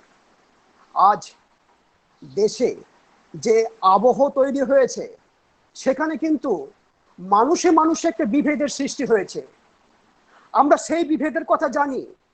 সেই বিভেদ কিসের? জাত এবং বেজাতের। সেখানে নজরুল বলেছেন, জাতের নামে বজ্জাতি সব, জাত জালিয়াত খেলছো জুয়া, ছুলেই তোর জাত যাবে, জাত ছেলের হাতে নয় তো মোয়া। আজকে সাম্প্রদায়িকতা একটা বড় ক্ষত হিসাবে শুধু বাঙালিকে নয়, গোটা ভারতবর্ষকে ক্ষতবিক্ষত করছে। এ প্রসঙ্গে মনে পড়বে কলকাতার অ্যালবার্ট হলে 1929 সালের 15 ডিসেম্বর জাতির পক্ষ থেকে নজরুলকে সংবর্ধনা দেওয়া হয়। সেখানে নেতাজি সুভাষচন্দ্র বসু তার বক্তৃতায় বলেছিলেন, আজিকার এই দিনে কবি নজরুল ইসলামকে সম্বর্ধনা করিবার জন্য যেভাবে হিন্দু মুসলমানে মিলিত হইয়াছে, জীবনের প্রত্যেক মঙ্গল আয়োজনে যদি সেইভাবে আমরা মিলিতে পারি, যদি ভুলিয়া যাইতে পারি আমরা হিন্দু বা মুসলমান, শুধুই যদি আমাদের মধ্যে জাগে আমরা বাঙালি মায়ের সন্তান, তবে আমাদের নজরুল সংবর্ধনা সার্থক হইবে। নজরুল চর্চার একটা বড় দিক এই দিক। প্রফেসর অনিন্দ তার বৃহত্তর প্রেক্ষাপটে এই বিশেষ দিকটিকেও তুলে ধরেছেন বিভিন্নভাবে। তার জন্য তিনি যেটা বারবার বলছেন সেটা হচ্ছে মানবতাবাদ। এই মানবতাবাদের কথাই নজরুল তার জীবনে, তার সাহিত্যে, তার কৃতিতে বিভিন্নভাবে তুলেছেন। যেমন ওই যে আমাদের প্রায় প্রত্যেকেরই পরিচিত সেই কুলি মজুর কাব্যের কবিতার সেই লাইনগুলো, দেখুন সেদিন রেলে কুলি বলে সব বাবু সাব তারে ঠেলে দিল নিচে ফেলে, চোখ ফেটে এলে জল, এমনি করে জগৎ চুরিয়া মার খাবে দুর্বল। এখানে কিন্তু হিন্দু মুসলমান নেই, এখানে কোনো সাম্প্রদায়িকতা নয়, এখানে ছোট লোক এবং বড় লোকের ব্যাপার। আজও আমরা এই করোনা আবহে দেখেছি ছোট লোক বড় লোকের জন্য আলাদা আলাদা ট্রিটমেন্ট করা হয়েছে। এক দলের জন্য খুব সুন্দর ব্যবস্থা হয়েছে, রাজস্থানের কোটা থেকে তারা আসার ব্যবস্থা হয়েছে, আর এক দলকে রাস্তার মধ্যে রেলের চাকায় এভাবে নিজেদের প্রাণ বিসর্জন করতে দিতে হয়েছে। ফলে এই লড়াই থেমে যায়নি, নজরুল চর্চা কিন্তু আরো এগিয়ে যাবে। আমরা জানি শুধু জাত বেজাতের নামে নয়, আমরা দেখেছি ওকে চণ্ডাল চমকাও কেন নহে ও ঘৃণ্য জীব, ওই হতে পারে হরিশ্চন্দ্র ওই শ্মশানের শিব। নজরুলের কথা, মানুষের মতো কেউ মহিয়ান নয়, এই কথাটা অনিন্দ্যবাবু বলেছেন তার আলোচনার মধ্য দিয়ে। তো আমরা নজরুলের এই চিন্তা চর্চাকে এগিয়ে নিয়ে যাব, আমরা আরো নজরুল চর্চার জায়গাগুলো দেখবার চেষ্টা করব। এই বিষয়টা আমাদের মাথায় রাখতে হবে, কারণ নজরুলের তার বহুমুখী চিন্তাধারা রয়েছে, চিন্তা ভাবনা রয়েছে। আমরা নজরুলের বিভিন্ন দিক নিয়ে আলোচনা শুনলাম, সেখানে দেখলাম নজরুল হচ্ছে সাম্রাজ্যবাদ বিরোধী আপোষহীন সৈনিক। নজরুল হচ্ছে সাম্রাজ্যবাদ বিরোধী আপোষহীন সৈনিক। তিনি সেখানে তার গান রচনা করেছেন, তার কবিতা রচনা করেছেন। তিনি শিশু সাহিত্যিক, তিনি নাট্যকার, তিনি কথা সাহিত্যিক, তিনি জনগণের কবি, তিনি প্রতিবাদের কবি, তিনি ছন্দের শিল্পী, তিনি তো কবি বটেন। এই যে কোন কবি, সে কবি বাংলা সাহিত্যে, বাংলা সংস্কৃতিতে নতুন একটি ঢেউ, নতুন একটি আন্দোলন তৈরি করেছে। সেটি কি? সেটা যদি বলি, গণতন্ত্রীকরণ। কারণ আমরা জানি কথা সাহিত্যে বঙ্কিম যেমন একটা নতুন পথের, নতুন দিকের সূচনা করেছিলেন, সেটি হচ্ছে ক্লাসিক্স মহিমা। রবীন্দ্র আভিজাত্যে সেটা কিন্তু নতুন দিক পেয়েছে, আর শরৎচন্দ্রের মধ্য দিয়ে পাঠক সমাজ একটা সবার কাছে সেই উপন্যাস সাহিত্য, কথা সাহিত্য পৌঁছে গেছে।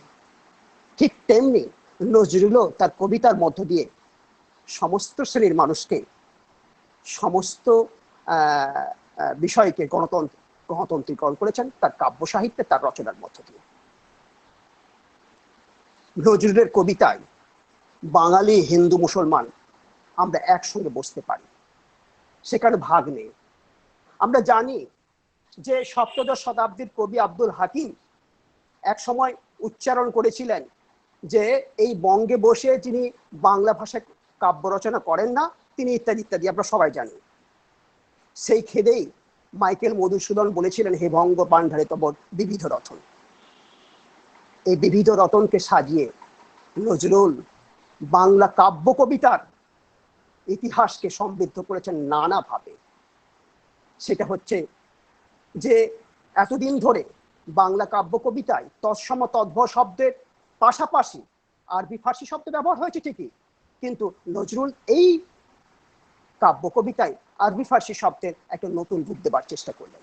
শুধু তাই নয়, এতদিন ধরে কাব্য কবিতার মধ্যে যে উপমা, রূপক, শব্দানুষঙ্গের ব্যবহার ছিল, সেটি ছিল একটা নির্দিষ্ট গণ্ডির মধ্যে আবদ্ধ। কিন্তু নজরুল সবসময় হিন্দু মুসলিম সম্প্রীতির কথা বলতেন, ঠিক তেমনি এখানেও তিনি হিন্দুয়ানি কাব্য আভাসের সঙ্গে সঙ্গে মুসলমানে আবেশ নিয়ে আসার চেষ্টা করলেন। যেমন খুন শব্দটি ব্যবহার করার সময় অনেকগুলো খুন হয়েছিল, অনেক খুনের প্রসঙ্গ এসেছিল, আপনারা জানেন। তো এই যে বাঙালির খুনের লাল হয়ে গেল যে ক্লাইবের খঞ্জর, এই সম্পর্কে আমরা জানি। যাই হোক, তো এই বিশেষ দিকগুলি এই প্রসঙ্গে এসে যাচ্ছে। আমরা দেখছি নজরুল তার কাব্য কবিতার, তার রচনার মধ্য দিয়ে একটা নতুন দিকের সূচনা করেছেন। এইটুকু বলছি, তার মধ্যে কিছু প্রশ্ন থাকলে প্রশ্ন আহ্বান করছি। যদি কোনো প্রশ্ন থাকে আপনারা একটু প্রশ্ন দেবেন। দেশের যারা দায়িত্বে রয়েছেন তাদেরকে বলছি, যদি কোনো প্রশ্ন থাকে একটু প্রশ্নগুলো দেবেন। আবিদ আছো? আচ্ছা, চ্যাট বক্সে আচ্ছা কোশ্চেন গুলো। আচ্ছা, প্রথম কোয়েশ্চেন জিজ্ঞেস করেছেন Newton Sheikh, how can you reinvent Nazrul Islam in modern context? Is there any book written on the rediscovery and re-meaning of the Bengali text? উনি আরেকটা কোশ্চেন করেছেন, আমি একই সাথে বলে দিই। Kazi Nazrul Islam and Sukanta Bhattacharya are both the poets of a rebel. What is the similarities and differences between them? So দুটো question একসাথে একই জনের লিটন থেকে। অনিন্দ্যবাবু একটু বলুন। হ্যাঁ, থ্যাংক ইউ। আমি না এই দ্বিতীয় প্রশ্নটা শুনতে পেলাম না, দ্বিতীয় প্রশ্নটা আরেকবার একটু বলবেন? উনি বলতে চাইছেন কাজী নজরুল ইসলাম এবং সুকান্ত ভট্টাচার্য, তো ওনারা দুজনেই রেবেল পোয়েট, রেভলিউশনারি পোয়েট, তো তাদের মধ্যে কি সিমিলারিটি এবং ডিফারেন্সেস আছে? আচ্ছা, আমি প্রথম প্রশ্নটার কথায় বলছি, কারণ দ্বিতীয় প্রশ্নটা সত্যি কথা বলতে আমি আমার মনে হয় দ্বিতীয় প্রশ্নটা আমরা সবাই জানি, এবং আমি খুব একটা আগ্রহী নই এই ব্যাপারটার মধ্যে, দুজনের মধ্যে মিল বা ডিফারেন্স খোঁজার ব্যাপারটা আমি ওইভাবে দেখি না। আমি ওই জন্য ওটা খুব সংক্ষেপেই বলে যাচ্ছি যে হ্যাঁ, একটা জায়গায় খুব মিল আছে, যেটা ক্রিটিকরা যারা আর কি বাংলা সাহিত্য নিয়ে লেখালেখি করেছেন, যেমন কবিতীর্থ পত্রিকা নজরুল সংখ্যা, একটা বিশেষ সংখ্যা বেরিয়েছিল, সেইখানে একটি লেখা আছে, লেখাটা আমার খুব ভালো লেগেছিল। সেটা হলো যে লেখাটির নামটা হচ্ছে বাঙালি বৌদ্ধ সংস্কৃতি, মানে সাহিত্যের বৌদ্ধ সংস্কৃতিতে নজরুলকে আমরা কিভাবে দেখব, এই বিষয়ে একটা আমি বলছি। লেখাটার নাম হচ্ছে বাংলা কবিতার বৌদ্ধ আবহাওয়া এবং কবি নজরুল ইসলাম। খুব ইন্টারেস্টিং লেখাটা, তার কারণ ওই লেখাতে এই যে মেইন স্ট্রিম রাইটার, যারা বড় বড় লেখক বাংলা সাহিত্যে, তাদেরকে আমরা যত আলোচনা করি, আমরা বলতে আমি এখানে বলতে চাইছি মেইন স্ট্রিম অধ্যাপক অধ্যাপিকা বা যারা সাহিত্য সমালোচক, তারা যতটা তাদেরকে নিয়ে মাতামাতি বা লেখালেখি বা আলোচনা করেন, সেই তুলনায় নজরুলকে নিয়ে আরো বেশি লেখালেখি বা আরো বেশি এনগেজমেন্ট হওয়ার দরকার ছিল, সেটা হয়নি। সেইখানটার থেকে উনি ড্র করছেন এরকম ভাবে যে রবীন্দ্রনাথ বাঙালি কবি বলতে এখনো, মানে এখানে বাঙালি বলতে সাধারণ বাঙালি এখনো কবি বলতে রবীন্দ্রনাথ, নজরুল এবং সুকান্তকে বোঝে। তার কারণ এরা অনেক বেশি মানুষের কাছাকাছি, মানুষের কথা বলে, এদের সাথে মানুষ নিজেকে বা নিজের সমস্যাকে এদের লেখার মধ্যে খুঁজে পায়। সেই দিক থেকে একটা মিলের জায়গা রয়েছে। আমি ডিফারেন্সে সত্যি বলতে খুব একটা ইন্টারেস্টেড নয়, আমি ওইভাবে দেখিনি বা দেখার চেষ্টা করিও না। আর প্রথম প্রশ্নটা হচ্ছে যে কোনো বই আছে কিনা, আমি একটা বইয়ের কথাই বলবো, নজরুল পর্যালোচনা, রফিকুল ইসলাম, এটা নজরুল ইনস্টিটিউট বাংলাদেশ থেকে বেরিয়েছে। প্রচুর বই আছে, মানে নজরুলকে নিয়ে বই প্রচুর, কিন্তু আমি এই বইটার দ্বারা খুব ইন্সপায়ার্ড, কারণ এখানে মানে এই বইটার প্রথম লেখাটাই হচ্ছে একবিংশ শতাব্দীতে কি করে আমরা, মানে 21 শতকে নজরুলের প্রাসঙ্গিকতা। তো আপনি যে প্রশ্নটা করতে চাইছেন যে মডার্ন ইন্টারপ্রিটেশন বা এখনকার পরিপ্রেক্ষিতে কি করে নজরুলকে দেখবো, আমি বলবো যে you can read Rafiqul Islam's long biography on Nazrul. ইংরেজিতেও আছে, আবার নজরুল কাব্য পর্যালোচনা সেটা বাংলাতেও একটা আছে, সেটা পড়তে পারেন। আর তা না হলে নজরুল পর্যালোচনা রফিকুল ইসলাম যেটা বললাম, সেটা খুব ভালো একটা বই, এটা পড়তে পারেন।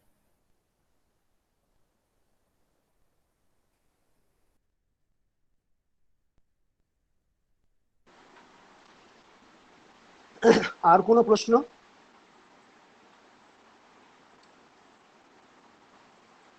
হ্যাঁ, একটা প্রশ্ন সৌমেন ভাদ্র করেছেন। এই সৌমেন ভদ্র। হ্যাঁ, এই পরিচিতি সামাজিক, সাংস্কৃতিক, অর্থনৈতিক, ধর্মীয় নানান রকম হয়, তবে বাংলার ক্ষেত্রে বা ভারতীয় প্রেক্ষাপটে পরিচিতির ক্ষেত্রে ধর্ম বা জাতিগত পরিচিতি গুরুত্ব বেশি পায় কেন?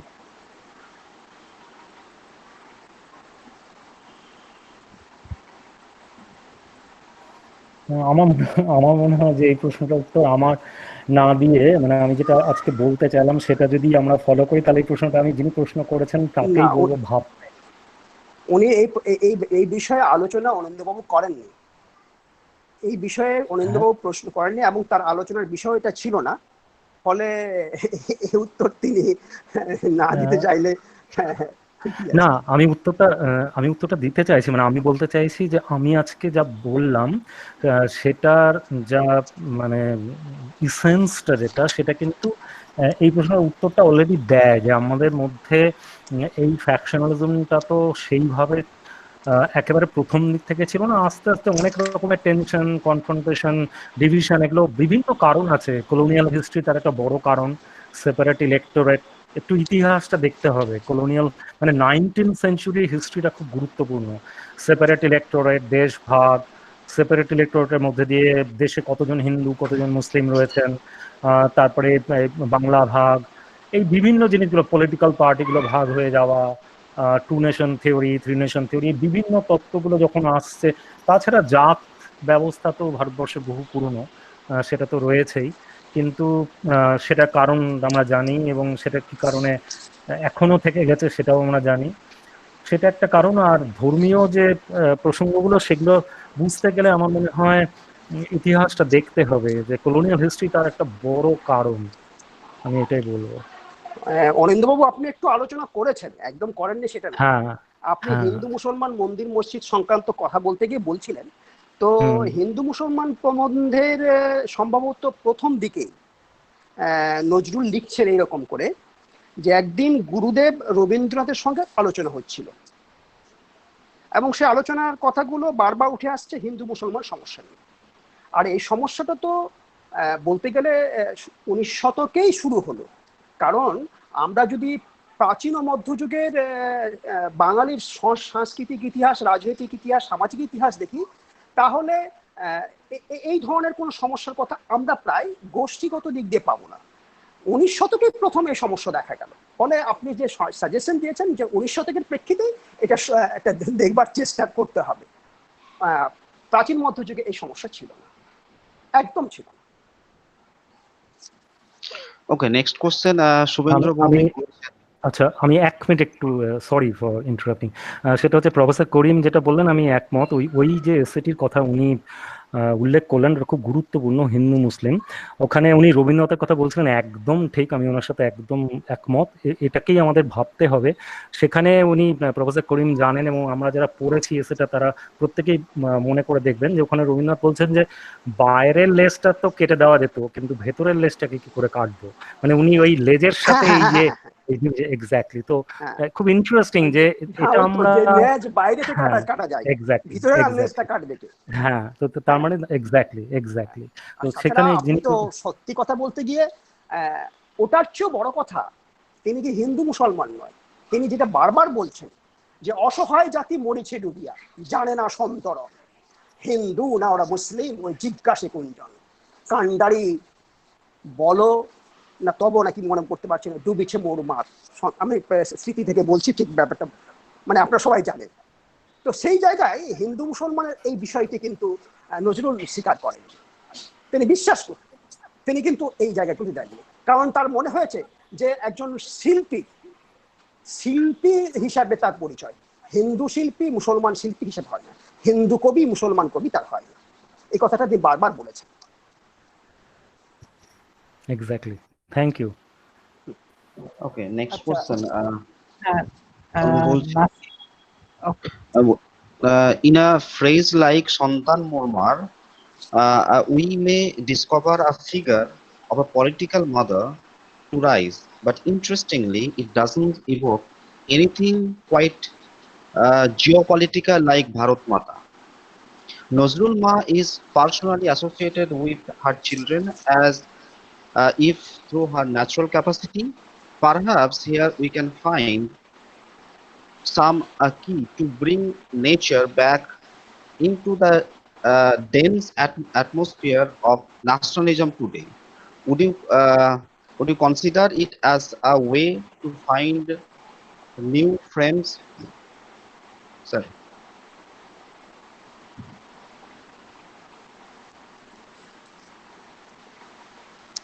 অনিন্দ্যবাবু বলুন একটু।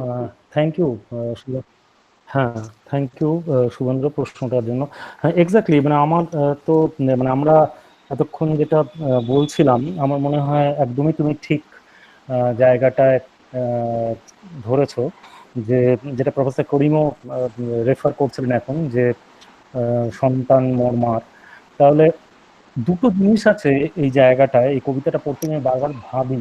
একটা তো হচ্ছে কান্ডারিকে তো আমরা ভ্যানগার্ড হিসেবে ধরি, এবং আমরা জানি যে বাম রাজনীতিতে বা মার্ক্সীয় রাজনীতিতে ভ্যানগার্ডের কথা বলা হয়। আবার বিংশ শতাব্দী যে অভাগার্ড আন্দোলন শিল্প সাহিত্যের ক্ষেত্রে, সেখানেও ভ্যানগার্ডের জায়গাটা আসছে।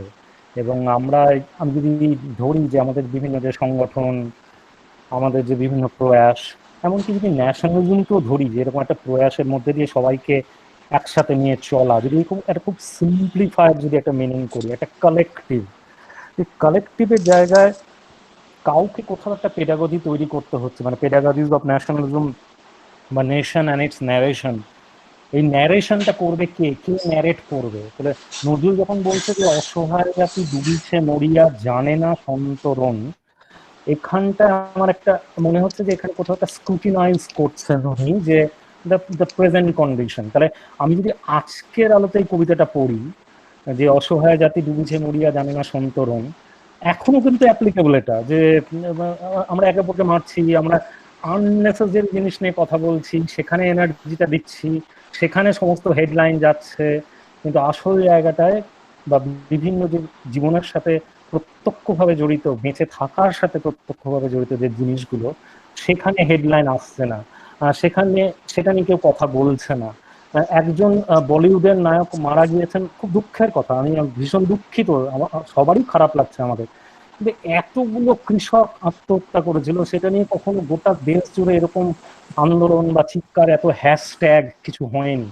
তো এখানেও আবার সেই লাইনটা আসে যে জানে না সন্তরণ, কোথায় এমফাসিস দিতে হবে, কোনটা নিয়ে আলোচনা করতে হবে, এখনো আমরা সেই প্রসেসের মধ্যে দিয়ে যাচ্ছি হয়তো বা। তো সেই কারণে এই লাইনগুলো এখনো খুব অ্যাপ্লিকেবল। এবং সন্তান মোর মা, তাহলে তুমি ঠিকই বলেছো যে এই যে ভারত মাতার কথা একটা ধর্মের আলোতে ভাবা, এবং একটি বিশেষ ধর্মের আলোতে ভাবা। হয়তো অবনীন্দ্রনাথ ঠাকুর যে ছবিটা এঁকেছিলেন, সেখানে হয়তো তিনি এটা ভেবেছিলেন কিনা জানি না, সেটা নিয়ে পড়তে হবে, দেখতে হবে আমাদের। কিন্তু it's a very interesting proposal যে আমরা ভারত মাতাকে এইভাবে ভাবতে পারি কিনা, যে সবাই তো আমার সন্তান। Exactly that should be the exact figure of the Bharat মাতা, যেখানে কোনো ধর্মের বা কোনো জাতির কোনো ভাগ নেই।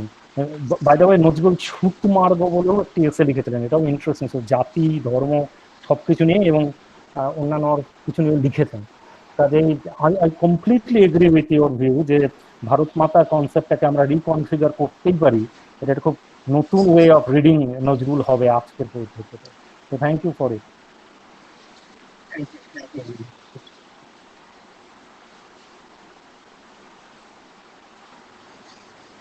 Can I ask a question? হ্যাঁ, এখানে একটা বোর্ডে একটা প্রশ্ন দেখছি, নাসিমা আলম প্রশ্ন করেছে। আপনার প্রশ্নটা পড়বেন একটু কেউ?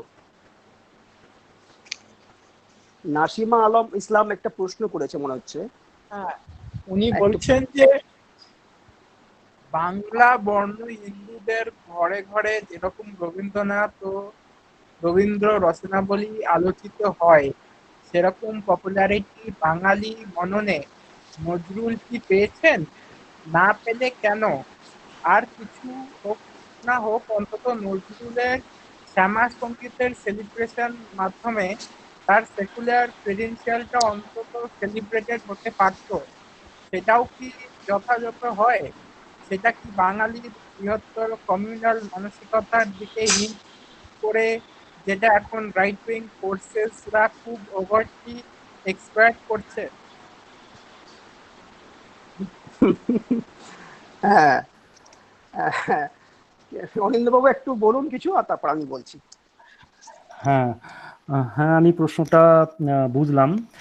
আমি কিছুটা এগ্রি করি, কিছুটা ডিসএগ্রি করি, কারণ যেটা বলছিলাম কিছুক্ষণ আগেই যে নজরুল কিন্তু মানে আমি আমার নিজের ব্যক্তিগত অভিজ্ঞতা দিয়ে ছোটবেলা থেকে যদি বলি যে আমাদের পাড়ায় পাড়ায় যখন কোনো অনুষ্ঠান হয় সেখানে রবীন্দ্রসঙ্গীতের সাথে নজরুল সঙ্গীত থাকে। মানে বাঙালি যদি ওই মানে কোট আনকোট বাঙালি পরিবারে ছেলেদের মেয়েদের গান শেখানো হলে সেখানে নজরুল গীতি আমি ছোট থেকে শুনতাম যে বিভিন্ন বাড়িতে হচ্ছে, গান গাইছে, তারা শিখছে, নজরুল গীতি শেখে, নজরুল সঙ্গীত শেখে, এবং নজরুল সঙ্গীতের একটা অসম্ভব কি বলে পপুলারিটি রয়েছে, এটা অস্বীকার করার জায়গা নেই। রবীন্দ্রসঙ্গীতের পরেই বাংলা গানে কিন্তু নজরুল সঙ্গীতের একটা অসম্ভব পপুলারিটি রয়েছে।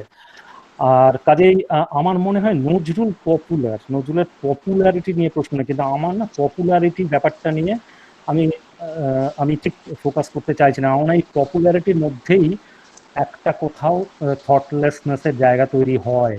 তার কারণ পপুলার, যেমন এই যে কিছুক্ষণ আগে আমি বলিউড নায়কের যে উদাহরণটা দিলাম, ওই পপুলারিটি নিয়ে আমার মনে হয় ওটার পিছনে ছোট খুব একটা লাভ হবে না, কারণ এই নায়ক খুব পপুলার, সেই জন্য তাকে নিয়ে মাতামাতি হচ্ছে। আমি উদাহরণটা দিলাম যে অনেক কৃষক মারা গিয়েছেন বা অনেক মানুষ মারা যান, অনেক ছাত্রছাত্রী আত্মহত্যা করে, আমরা আচ্ছা দেখি খবর কাগজে, সেগুলো ছোট্ট জায়গা নয়। কাজে কোয়েশ্চেন ইজ নট পপুলার। আর রিগার্ডিং কি বলে বর্ণ হিন্দু বাঙালি কমিউনাল, আমি এখানেও বলবো যে আমি একদম প্রথম থেকে যেটা বললাম যে এটা একটা ডিপ কমপ্লিকেটেড কম্পাউন্ডেড হিস্ট্রি আছে। এই ইতিহাসটাকে বুঝতে হবে আমাদের সবার, বিকজ আদারওয়াইজ আমাদের যেটা হবে সেটা হচ্ছে যে এই ক্যাম্প বলবে এটা, ওই ক্যাম্প বলবে এটা, এই দুই এই হুক্কা হুয়া হতে থাকবে, তার মাঝখানে খুব একটা বেশি এগোতে পারবো বলে আমার মনে হয় না আমাদের। বরং আরো বেশি যদি আমরা প্রত্যেকে এই ইতিহাসটাকে আরো বেশি বেশি করে চর্চা করি, যে কবে থেকে এটা শুরু হলো, কেন হলো, আরো বেশি বেশি মানে আমরা এই আলোচনা বলতে কি বুঝি, আজকে একটা আলোচনা হলো ব্যাস, নাকি আমরা যখন পড়াচ্ছি তখন তার মধ্যে এটা উঠে আসছে, আমরা যখন লিখছি তার মধ্যে এটা উঠে আসছে।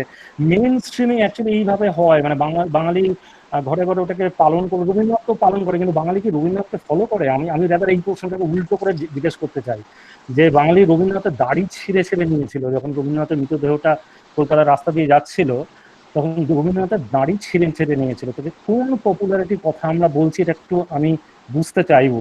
এবং আমি নাসিমাকে এটাই বলবো যে I think you need to rethink this idea of the popular. দেখুন, আমি মনে করি না যে বাঙালি রবীন্দ্রনাথকেও ফলো করে, যদি করতো তাহলে বাঙালি মানে আমার মনে হয় না এখন বাঙালি সমাজে বা সামাজিক প্রেক্ষাপটে এমন কিছু ঘটনা ঘটছে যেটা ঠিক রবীন্দ্রনাথকে দিয়ে ব্যাখ্যা করা যায় না। সো আই ডোন্ট থিঙ্ক যে বাঙালি রবীন্দ্রনাথকে আদৌ ফলো করে। পপুলারিটি যেটা যেটা আমি একদম প্রথমে বলতে গেছে বললাম, they pay lip service to him, তিনি কেবলই ছবি, 25শে বৈশাখে মালা দেওয়া হয়, এটা নজরুলকেও করা হচ্ছে, করা হয় প্রতি বছর। প্রত্যেক স্কুলে নজরুলের একটা ছবি থাকবে, রবীন্দ্রনাথ নজরুল গান্ধীর ছবি আছে অনেক স্কুলে কলেজে, but that doesn't make any difference. So I think আমার অ্যাটেনশনটা অন্য জায়গায়, my attention is not on popular drive. এমনি লোক নজরুল গীতি শোনে এখনো, in that way he is popular.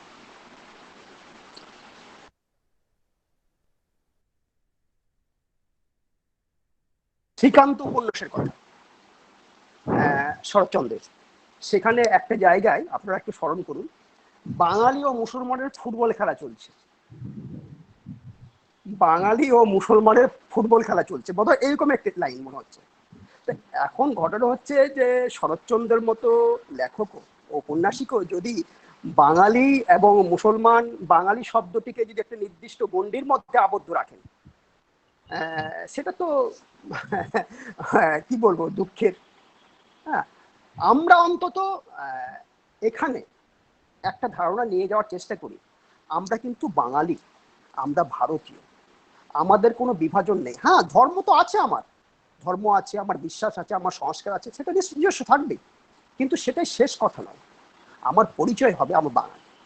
এই এই বাঙালি পরিচয়ের কথাই কিন্তু নজরুল বারবার বলছেন। এই চর্চার জায়গাটা কিন্তু আমাদের এই প্রসঙ্গে মাথায় রাখতে হবে। নজরুল চর্চা করব বাঙালিত্বের কথা, মানবতার কথা, সেকুলারিজমের কথা মাথায় রাখবো না, সেটা হবে না, সেটা মাথায় রাখতে হবে। এটাই নজরুল চর্চার একটা বড় প্রাসঙ্গিক কথা। নেক্সট প্রশ্ন আর কিছু আছে? হ্যাঁ, মোশাররফ হোসেন খান আপনাকে একটি প্রশ্ন করবে, তো দাদা আপনি প্রশ্ন করুন। Acha, Anindo, thank you for such a wide-ranging and brilliant lecture. তো আমার প্রশ্নটা হচ্ছে যে we use this term vernacular liberalism.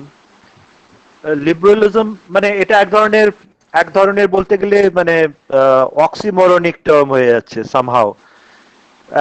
Can we use something else in place of liberalism if we are actually looking at figures like Nazrul?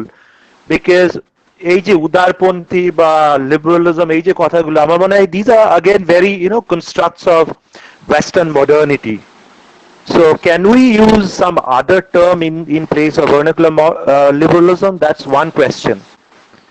The second question I have is, you use the term, you were looking at 3 writers and you were using the term intersubjectivity.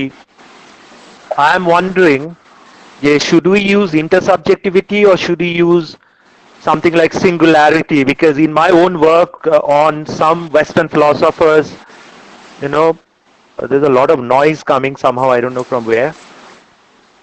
Okay, so some of the Western philosophers like Nossi and Bataille and others, especially Nossi's writing, he would not like a term like intersubjectivity, because intersubjectivity also has the connotation of subjecthood or subject formation, which is an enclosed entity.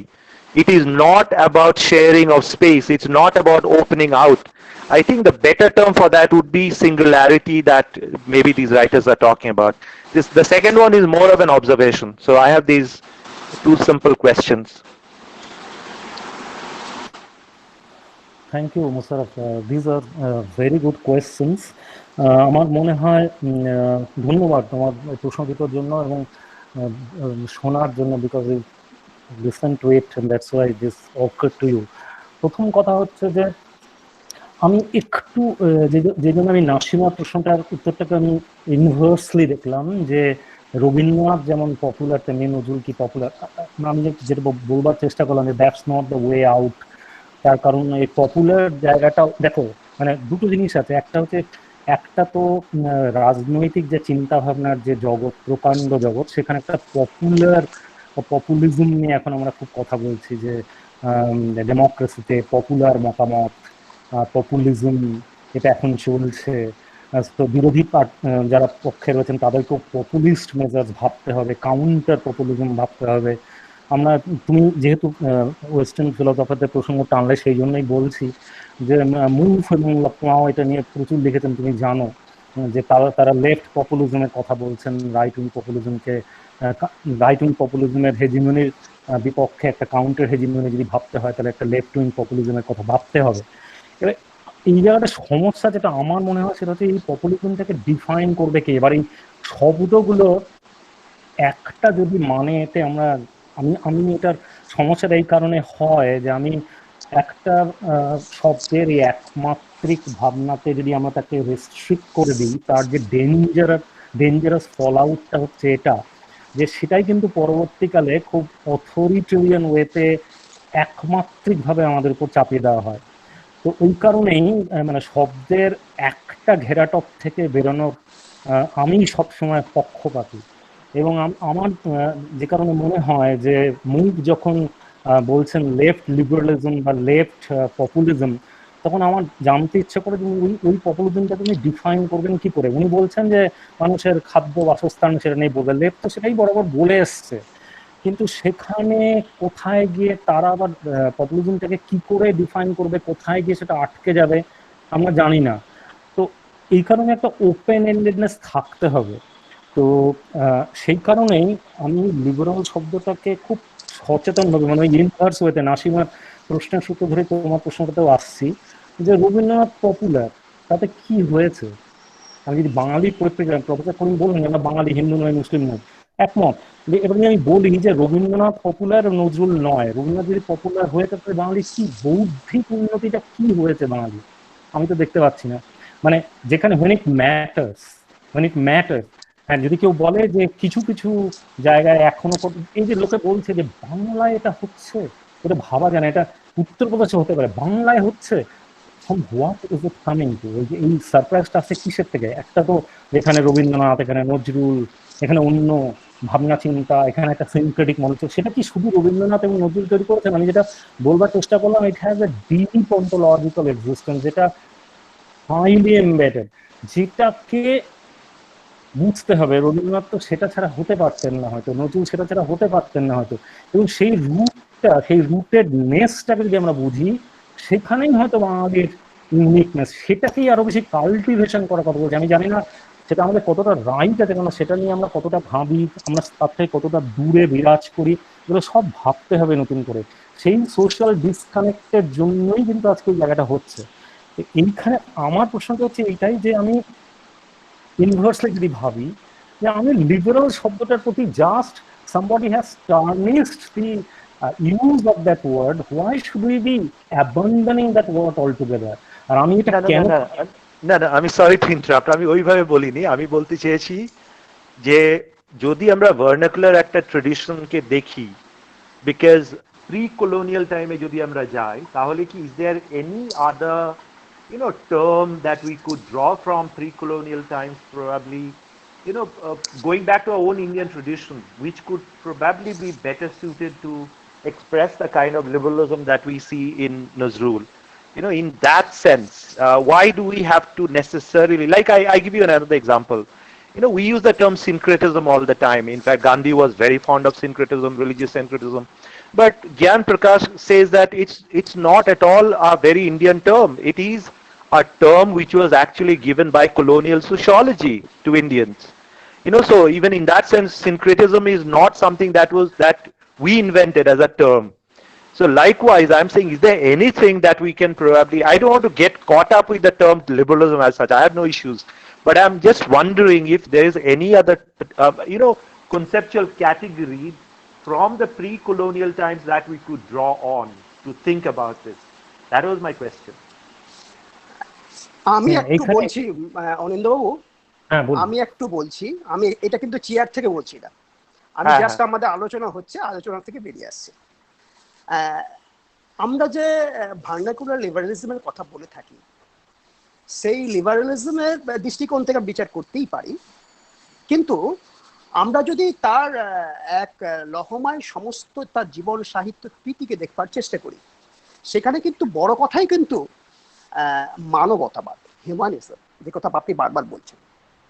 সেখানে তিনি যেটা বলছেন যে এই যে পড়োয়া করি না বাঁচি বা বাঁচি না বাঁচি যুগের হুজুগ কেটে গেলে, কিংবা ওই যে কথা বলছেন কত শত কোটি শিশু ক্ষুদিতা শিশুর নাকি এরকম একটা লাইন ছিল, নিঙারিয়া কারিয়া গ্রাস এলো কোটি টাকা এলো না সরাস, আপনি উল্লেখ করেছেন। কিংবা আমি যদি এই কথাগুলো বলি, তাহলে তো তিনি হিউম্যানিজমের একটা বড় দিক, মানবতাবাদের একটা বড় দিক করেছেন। কারণ সেই জায়গা থেকে আরেকবার আসবার চেষ্টা করছি যে আমি সেই দিন হব শান্ত, যবে উৎপীড়িতের ক্রন্দন রোল আকাশে বাতাসে ধরিবে না, অত্যাচারীর খর্গ কৃপাম ভীম রণভূমে রণিবে না, বিদ্রোহী রণক্রান্ত আমি সেই দিন হব শান্ত। তো আমি এই মানবতাবাদের দিক থেকেই সমস্ত ব্যাপারটা দেখবার চেষ্টা করতে চাইছি, এটা দেখা যেতে পারে। ব্যাস, ধন্যবাদ। মোশাররফ বাবু, আপনি কিছু বলছিলেন? না না না, আমি দ্যাটস অল, আমি কিছু বলছি। Thank you. আচ্ছা আচ্ছা, নাসিমা কিছু বলতে চাইছে। নাসিমা আনমিউট করো, দিয়ে কোশ্চেন করো। আচ্ছা, থ্যাংক ইউ সো মাচ। আর আমি মার্জনা চেয়ে নিচ্ছি এইভাবে আনমিউট করে ইন্টারজেক্ট করার জন্য। স্যার যেটা বললেন, এএসপি স্যারের রেসপন্সে আমার মনে হলো যে একটা পয়েন্ট একটু আমি আমার তরফ থেকে ক্ল্যারিফাই করে দিই, বিকজ স্যার খুবই ঠিকই বললেন, স্যার ঠিকই ধরেছেন যে বাঙালি তো রবীন্দ্রনাথকেও ঠিক করে বোঝেনি। যদি রবীন্দ্রনাথের ইথস গুলো বুঝে নিত, রবীন্দ্রনাথের লাইফ ফিলসফি গুলো বুঝে নিত, তাহলে নজরুলকে বুঝছে কি না আলাদাভাবে সেটার কোনো প্রয়োজনই পড়তো না। I absolutely agree with sir on this particular point. But আমি কেন নজরুলের পপুলারিটি নিয়ে, এবং পপুলারিটি কথাটাকে আমি ওইভাবে খুব চিপ সেন্সে ইউজ করতে চাইছি না, সেন্সেশনালাইজড সেন্সে নয়, মানে পপুলারিটি বলতে আমি এখানে বেসিক্যালি রেপ্রেজেন্টেশনের কথা বলছি। বিকজ আমরা মানে একটা আইডেন্টিটি পলিটিক্সের পার্সপেক্টিভ থেকে যদি দেখি, তাহলে দেখবেন যে আইডেন্টিটিটা রয়েছে, যেখানে নজরুল একই সাথে বাঙালি এবং নজরুল একই সাথে মুসলিম। যদি আর কিছু না হোক, বাঙালির মননে, বাঙালির সাহিত্য চেতনায় একজন বাঙালি মুসলিম সাহিত্যিক রয়েছেন, সে তার ইতিহাস বুঝুক না বুঝুক, অন্তত বেসিক একদম মানে বেয়ার মিনিমামটুকু বুঝতে পারতো বাঙালি, যে একজন বাঙালি লেখক রয়েছেন যিনি একই সাথে তিনি ইসলামে বিশ্বাস করেন বা না করেন পরের কথা, কিন্তু তিনি জন্মসূত্রে মুসলিম এবং তিনি তার মেধার সূত্রে তিনি সাহিত্যিক এবং তিনি বাংলা সাহিত্যকে এই লেভেলে এনরিচ করেছেন। যদি এইটুকু বাঙালি, এবং এখানে বাঙালি বলতে আমি বেসিক্যালি বাঙালি হিন্দু, বর্ণ হিন্দুকে বোঝাচ্ছি, যদি সেইটুকু তারা বুঝে নিত, তাহলে আমাদের মতো একদম অর্ডিনারি কমন মাসেসকে এইটা শুনে বড় হতে হতো না যে আচ্ছা আপনি বাঙালি না আপনি মুসলিম। আমি পিওরলি ওই রেপ্রেজেন্টেশনের জায়গাটাকে অ্যাড্রেস করতে চাইছিলাম। Thank you. এই অভিজ্ঞতা আমাদের প্রত্যেকেরই, নাসিমা, এই অভিজ্ঞতা আমাদের প্রত্যেকেরই। এই অভিজ্ঞতার থেকে উত্তরের পথ আমাদেরই বের করতে হবে। দেশ এর মতো এই যে আলোচনা, এই যে উদ্যোগ, এটাই পারবে আগামী দিনের সে পথ দেখাতে। আমরা তো নিজেরাও বলি যে ওটা বাঙালি পাড়া, এটা হচ্ছে মুসলমান পাড়া, আমরা নিজেরাও বলি, নাসিমা বলে না, রেজাউল করিম বলে না, কিন্তু বলি আমরা। আর কোনো প্রশ্ন? I have a question. So my question is like this. Do you think Brahmanization of Bengali literary culture, communalization of Nazrul as Muslim is means to fracture the Bengali Chotolok political economy and consolidate non-Muslims as Hindus for vote bank politics by the upper caste contingent of pre-colonial Bengal? আমি না প্রশ্নটা আরেকবার যিনি করলেন শেখ আবিদ হাসান, আরেকবার করতে বলবো, আমি শুনতে পাইনি পুরোটা। আচ্ছা sir, do you think Brahmanization of Bengali literary culture, communalization of Nazrul as Muslim only is means to fracture the Bengali Chotolok political economy and consolidate non-Muslims as Hindus for vote bank politics? ওকে, হ্যাঁ শুনতে পেয়েছি। আচ্ছা, আমি প্রথমে মোশাররফকে এবং professor করিমকে ধন্যবাদ জানাচ্ছি ওনাদের ইন্টারভেনশনের জন্য। যে লিবারালিজম নিয়ে মোশাররফ যে প্রশ্নটা করেছিল, এবং মোশাররফ আর একটি প্রশ্ন করেছিল, দুটো প্রশ্ন, আর একটি প্রশ্ন ছিল যে ইন্টার সাবজেক্টিভিটি জায়গাটা নিয়ে, এবং আমি সেটা নিয়ে কিছুটা উত্তর দিচ্ছিলাম, এবং মোশাররফ ক্ল্যারিফাই করেছে যে he doesn't have much problem with that word per se. এবং মোশাররফ যেটা বলতে চাইছে আমি সেই ব্যাপারে একেবারেই একমত। সেইখানে আমার কোনো বিরোধ নেই যে আমরা যদি কোনো অল্টারনেটিভ ওয়ার্ডস খুঁজে আনতে পারি, কনসেপচুয়াল ক্যাটাগরি খুঁজে আনতে পারি। এবং মোশাররফ, তুমি জানো যে এর আগের দিনের একটি ফোরামে, যেখানে পলাশী কলেজে যে আলোচনাটা হচ্ছিল, তুমিও সেখানে একজন বক্তা হিসেবে ছিলে, যে আমি ইজতেহাতের কথা বলেছিলাম, যে সেটাও একটা মানে সেই অর্থে ইন্ডিজেনাস কি বলবো দেশজ মডেল অফ কি বলে লিবারালিজম, সেটা আমি দেখিয়েছিলাম যে কি করে সেটা উঠে আসছিল, এবং নজরুল তারই প্রতিভু, বা সেই অর্থে Nazrul is a product of that. নজরুলকে আমি টকটায় দেখিয়েছিলাম যে নজরুলকে বিচ্ছিন্নভাবে দেখা যাবে না। আজকেও খানিকটা বলার চেষ্টা করলাম, কিন্তু আজকের আলোচনায় আমি মূলত মেটেরিয়ালিস্ট পার্সপেক্টিভ, হিস্টোরিক্যাল বিভিন্ন দিকগুলো, পলিটিক্যাল ইকোনমি, আমি সেই দিনের কথা তো জমিদার দর্পণ, তারপরে ঢাকায় যে মুসলিম সাহিত্য সমিতি তৈরি হয়েছিল, কাজী আব্দুল ওদুদের কথা বলেছিলাম, শিক্ষা পত্রিকার কথা বলেছিলাম, এবং বলেছিলাম যে এই পুরো ট্রেডিশনটাকে বুঝতে হবে, যে ওই যে ইন্টারপ্রিটেশন অফ দ্য স্ক্রিপচার্স, ইজতেহাতে যে প্রশ্নটা উঠে এসেছিল, যে কি করে ইন্টারপ্রিটেশন অফ আচ্ছা, একটু না আওয়াজ হচ্ছে, যদি সবাই একটু তাদের মাইক্রোফোনটা মিউট রাখেন তাহলে খুব ভালো হয়। তাহলে সেখানে ওই প্রসঙ্গে আমি বলেছিলাম যে এই ইজতেহাতের যে আইডিয়াটা, কনসেপ্টটা, সেটা কিন্তু একটা হারমেনিউটিক্স। এখন প্রবলেম গুলো যেটা হয়ে যাচ্ছে মোশাররফ, সেটা হচ্ছে, ধরো আমি যদি হারমেনিউটিক্স শব্দটা ব্যবহার করি, তাহলে কেউ অবশ্যই খুব জাস্টিফাইড হতে প্রশ্ন তুলতে পারেন যে এই শব্দটাও তো একটা বিদেশি শব্দ, সেটাকে নিয়ে আমি কেন ব্যবহার করব। আমার এটা নিয়ে কোনো বিরোধ নেই, কোনো তর্ক নেই, এটা আমি মানি যে সম্পূর্ণ ডিকলোনাইজেশনের পথে হাঁটতে গেলে আমাদেরকে এই শব্দবন্ধগুলোকে তুলতে হবে। আমাদের যে দেশজ ধারা, আমাদের লোকাল যে বিভিন্ন জিনিসগুলো, সেগুলোকে উঠিয়ে নিয়ে আসতে হবে। আমাদের এভরিডে প্র্যাকটিস, আমাদের একাডেমিক প্র্যাকটিসেস এর মধ্যে সেগুলো কিন্তু I completely stand with you on this position. তো সেই জায়গা থেকে তুমি যদি বলো, আই এগ্রি। আমার এখানে লিবারাল শব্দটা ব্যবহার করা একটা খুব বড় কারণ হচ্ছে যে এমনি মানুষ কিন্তু, আমরা যখন এমনি একেবারে বৈঠকখানায় বা আমরা আড্ডা মারতে মারতে যখন কথা বলি, খেয়াল করবো আমরা সবাই ওই লোকটি খুব লিবারাল লোক, ওর চিন্তা ভাবনা, উনি খুব লিবারাল, উনি খুব উদার, উনি এই ব্যাপারে ভাবেন না, এইভাবে দেখেন না। আমি একবারে পিওরলি ওই এভরিডে কনসেপ্ট থেকে আনছি, কারণ আমি তোমাকে এই জন্যই বলছি এই জিনিসটা, আমি খুব সচেতন ভাবে এটা এই জন্য করছি। আমি অনেককে কনফিউজ হতে দেখছি যখন কোনো একটা টিভিতে কোনো বিতর্ক হচ্ছে, কোনো একটা নিউজ প্রোগ্রামে, রাইট উইং পার্টির যিনি প্রতিনিধি, তিনি বলছেন, ও দে আর অল লিবারালস। উনি বলছেন উনি ধর্ম মানেন না, লিবারালস, উনি মন্দির মসজিদ মানেন না, লিবারাল। আর দিকে লেফট থেকে যিনি এসছেন, তিনি বলছেন যে liberals are trying to do that. I, as an individual, ordinary person, I'm getting confused completely by it. আমি সেই জায়গা থেকে বলছি যে একটা বোধহয় এখানে একটা স্পষ্ট হওয়া দরকার, যে কারণ সবাই বুঝতে পারছে না ওই জিনিসটা। কারণ এই শব্দগুলো এমন ভাবে ইন্টারটুয়াইন, এমন ভাবে বিভিন্ন কিছুর মধ্যে ঢুকে আছে যে সাধারণ মানুষ কিন্তু ভাবতে শুরু করতে পারে যে লিবারাল ব্যাপারটা। আমি তোমাকে একটা স্পেসিফিক উদাহরণ দিচ্ছি, হাদিয়া। When I'm referring to a TV debate that rotated around the question of love jihad and the issue of হাদিয়া, যাকে কেন্দ্র করে কেরালায় ওই লাভ জিহাদের কথাটা উঠে এসেছিল, সেইখানে দুই পক্ষ থেকে এই লিবারালদেরকে অ্যাটাক করা হচ্ছে। তো এবার আমি যদি সাধারণ মানুষের জায়গা থেকে ভাবি যে হাদিয়া মেয়েটি লিবারাল মাইন্ডেড, সে ভাবেনি তার জীবনসঙ্গী নির্বাচন করার সময় যে সে হিন্দু না সে মুসলিম। এই এই যে মানে সানাসি আক্রমণ দুই দিক থেকে, এবং সেখানে লিবারাল শব্দটাকে কাঠগোড়ায় তোরা, তার ফলে সাধারণ মানুষ ওই শব্দটা, ডিকশনারিতে তো লিবারাল শব্দটার আরেকটা মানে আছে, মানে আমি তো একমাত্রিক মানে করতে পারি না। আমি তো এইভাবে বলতে পারি না যে যারা এইভাবে ভাবছেন, মানে আমি রামমোহনকে বলতে পারি যে রামমোহন ইউরো মডার্ন ইয়েটাকে ফলো করছেন, কিন্তু রামমোহন কি শুধু সেটাই?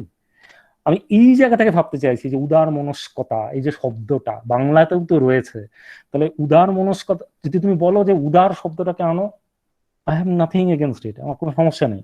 কিন্তু আমরা তো প্রতি মুহূর্তে ইংরেজি শব্দ ব্যবহার করি বিভিন্ন রকম ভাবে সাধারণ ক্ষেত্রে, সেখানে কিন্তু এতদিন ধরে লিবারাল শব্দটা ওই উদার মনস্কতাকেই বোঝাতো। হঠাৎ করে আমি অনেকের মধ্যেই দেখতে পাচ্ছি একটা কনফিউশন তৈরি হচ্ছে, সেইখানে তখন আমার মনে হচ্ছে যে এটা কোথায় একটু ভাবতে হবে যে লিবারালিজম বলতে আমরা কি বুঝি, সেটা পরিষ্কার করে দেখা। আমি তুমি হয়তো বুঝছি ব্যাপারটা, বাট ডাউন দ্য লাইন প্রত্যেকে কিভাবে দেখছে সেটা একটু মনে হয় ভাববার জায়গা রয়েছে। এটা একটা। দ্বিতীয়ত ইন্টার সাবজেক্টিভিটি, আমি এখানেও সেই একই কথা বলবো, আমি তোমার সাথে একমত। ইন্টার সাবজেক্টিভের মধ্যেও কোথাও একটা সাবজেক্টিভিটি গন্ধ থেকে যাচ্ছে, traces of it, I agree. কিন্তু দেখো প্রবলেমটা কি, যে বাটলার এথিক্স এর কথা বলছেন, এখানে এরা বলছে অ্যাফেক্ট তুলে, লেফটদের এগেনস্টে রাইট উইং বলছে এরা অ্যাফেক্ট মানে না, ধর্ম মানে না, এরা অ্যাফেক্টের কোনো জায়গা নেয় না, ইমোশনের কোনো জায়গা দেয় না। আবার লেফট বলছে যে না, কি বলে, আমরা সেটা করি না। মানে এবার কোন এফেক্টের কথা হচ্ছে?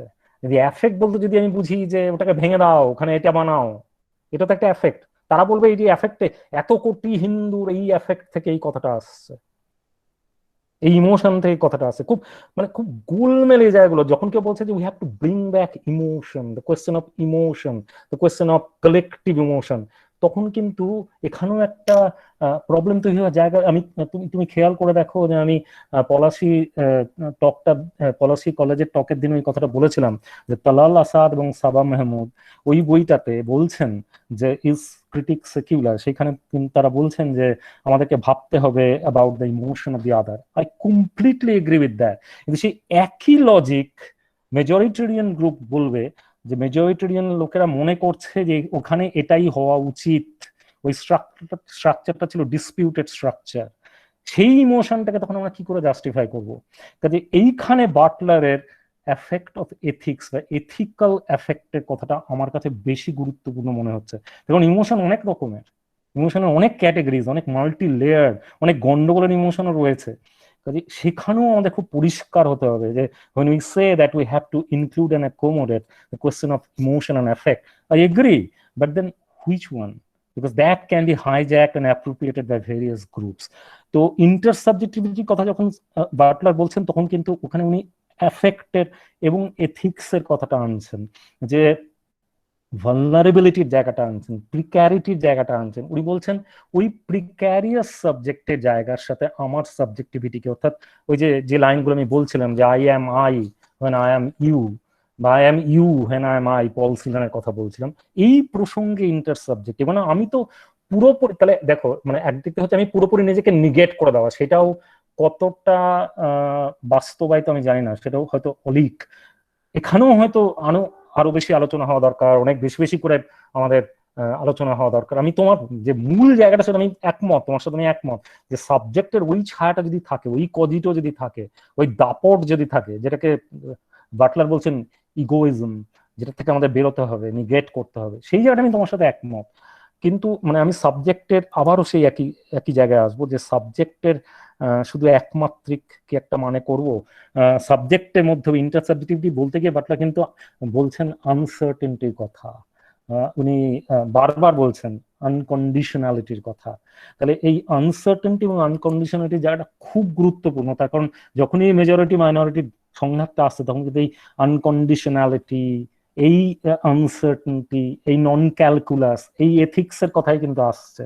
তখন কিন্তু আমাদেরকে ওই মানে যদি সাউথ আফ্রিকার কথা ভাবি, রিকনসিলিয়েশন মিশন, সেখানে কিন্তু এই এথিক্স এর কথাই আসছে।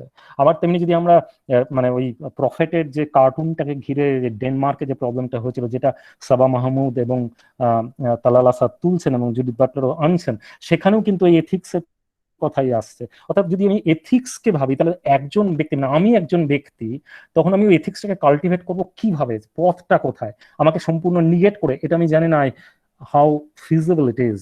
Rather, যদি এই কাল্টিভেশনটা হয়, যে যেটা সুগন্ধ বলছিল সন্তান মর্মার, যে আমরা প্রফেসর করিমও যেটা বলছেন, এবং দেখো আবার এই প্রফেসর করিম যে হিউম্যানিজমের কথা বললেন, ওখানেও আবার এনলাইটেনমেন্টের ছায়া পড়ে যাচ্ছে, ওখানেও আবার ওই সাবজেক্টিভিটির ছায়া আসছে। কাজে আমার মনে হয় যে এই জায়গাগুলোকে যদি আমাদের এইভাবে ভাবতে হয়, যে একটা তো খুব সচেতন জায়গা, খুব রেসপন্সিবিলিটির জায়গা হচ্ছে যে আমরা ওই ঘেরাটাপের মধ্যে থাকবো না, যেখানে I completely agree with you, I totally stand with you on that project. কিন্তু having say that, I will also say that there is a danger, there is a lurking danger in restricting interpretations of hermeneutics into a singular category. Singularity, কোন singularity? এবার সিঙ্গুলারিটির মধ্যেও uncertainty থাকতে হবে বলে আমার বিশ্বাস। কারণ সিঙ্গুলারিটি যদি আবার একটা ওই অসিফাইড সিঙ্গুলারিটি হয়, পিওরলি অসিফাইড আইডেন্টিটেরিয়ান সিঙ্গুলারিটি হয়, সেখান থেকেও কিন্তু আবার একটা প্রবলেমের জায়গা তৈরি হবে। Because singularity has also to be subjected to that quivering, to that oscillating uncertainty. Otherwise কিন্তু সেই এথিক্সটার জায়গাটা থাকবে না। কারণ যদি ওই শুভেন্দু যে কথাটা বলছিল যে ভারত মাতা, সেটা তো একটা সিঙ্গুলারিটির জায়গায় ঠেলে দেওয়ার চেষ্টা করা যেতে পারে।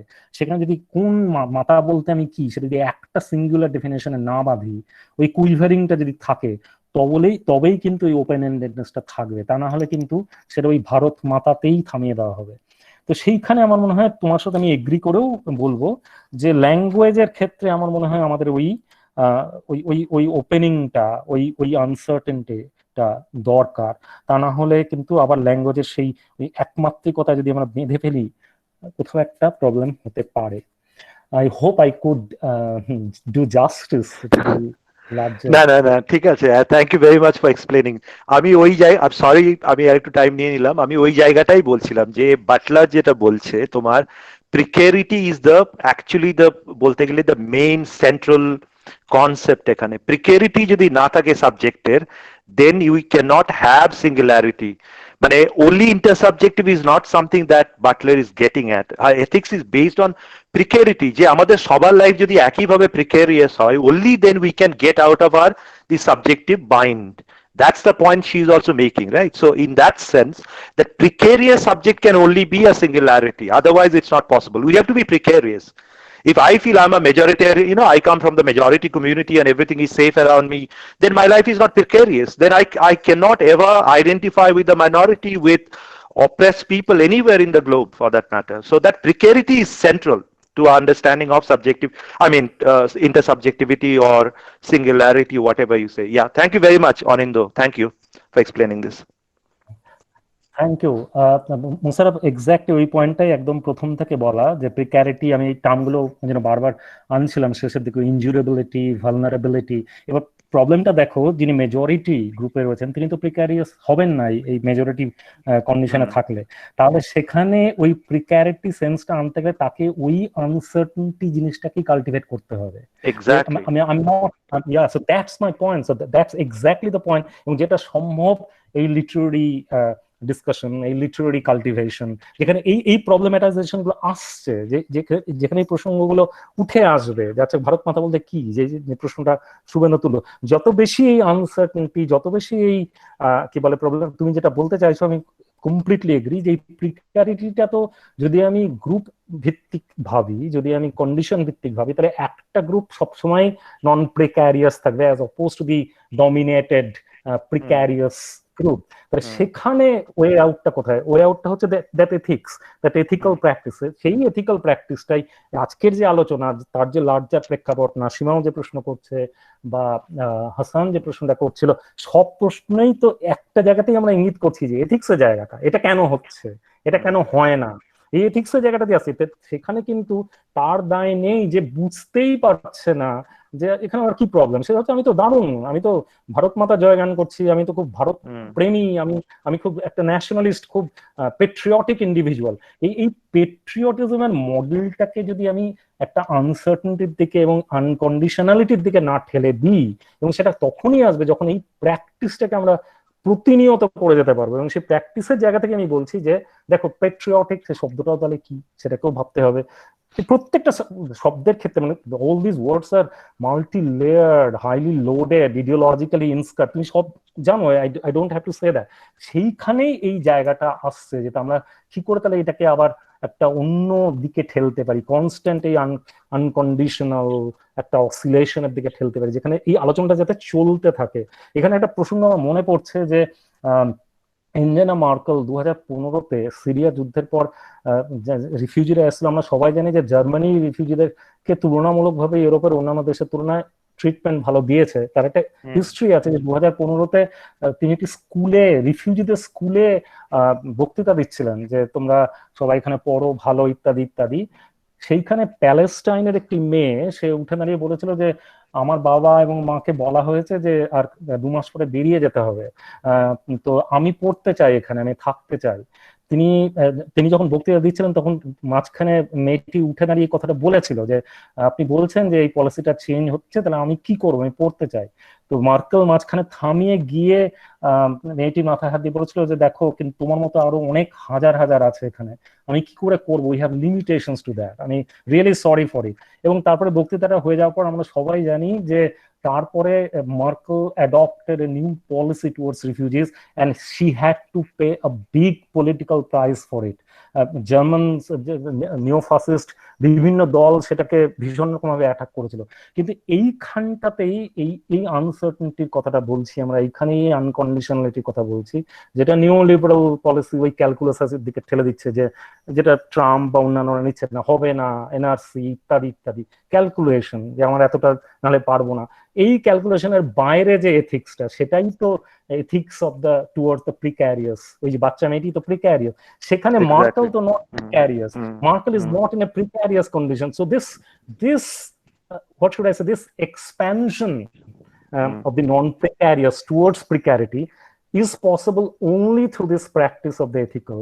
সেইটা তখনই সম্ভব যখন আমরা মনে হয় যে আমাদের এই যে বিভিন্ন যে নর্ম্যাটিভ ধারণাগুলো, যেটা নিউলিবারাল পলিসি এই নর্ম্যাটিভ ধারণাগুলোকে গেঁথে দিচ্ছে, সেটা যদি কনস্ট্যান্ট আমরা প্রশ্ন না করি, সেই প্রশ্নের জায়গাটা কিন্তু এই আনকন্ডিশনালিটির জায়গা থেকে, এবং সেটা বোথ সাইডে। এইখান থেকে আমি নাসিমার প্রশ্নটাতে আমি যাব, যে আবার সেই একই কথা বলবো যে আমার মনে হয় না যে যখন আমি ছোটবেলায়, মানে আমি যদি এইভাবে ভাবি যে আমি হিন্দু ঘরে জন্মেছি, coat unquote, I am very well known and highly chastised and highly critic agnostic, but then having said that, in my household আমি কিন্তু ছোটবেলায় দেখেছি মাকে টেপ রেকর্ডারে বা রেকর্ড প্লেয়ারে নজরুল গীতি চালাচ্ছে এবং খুব প্যাশনেট অ্যাবাউট নজরুল গীতি। তো বিষয়টা ঠিক ওই রকম বোধহয় নয়, বিষয়টা নজরুল হ্যাজ এ প্লেস, কিন্তু আমার প্রশ্ন হচ্ছে নজরুল ছাড়াও তো আরো অনেক লেখক রয়েছেন বা লেখিকা রয়েছেন যারা মুসলিম।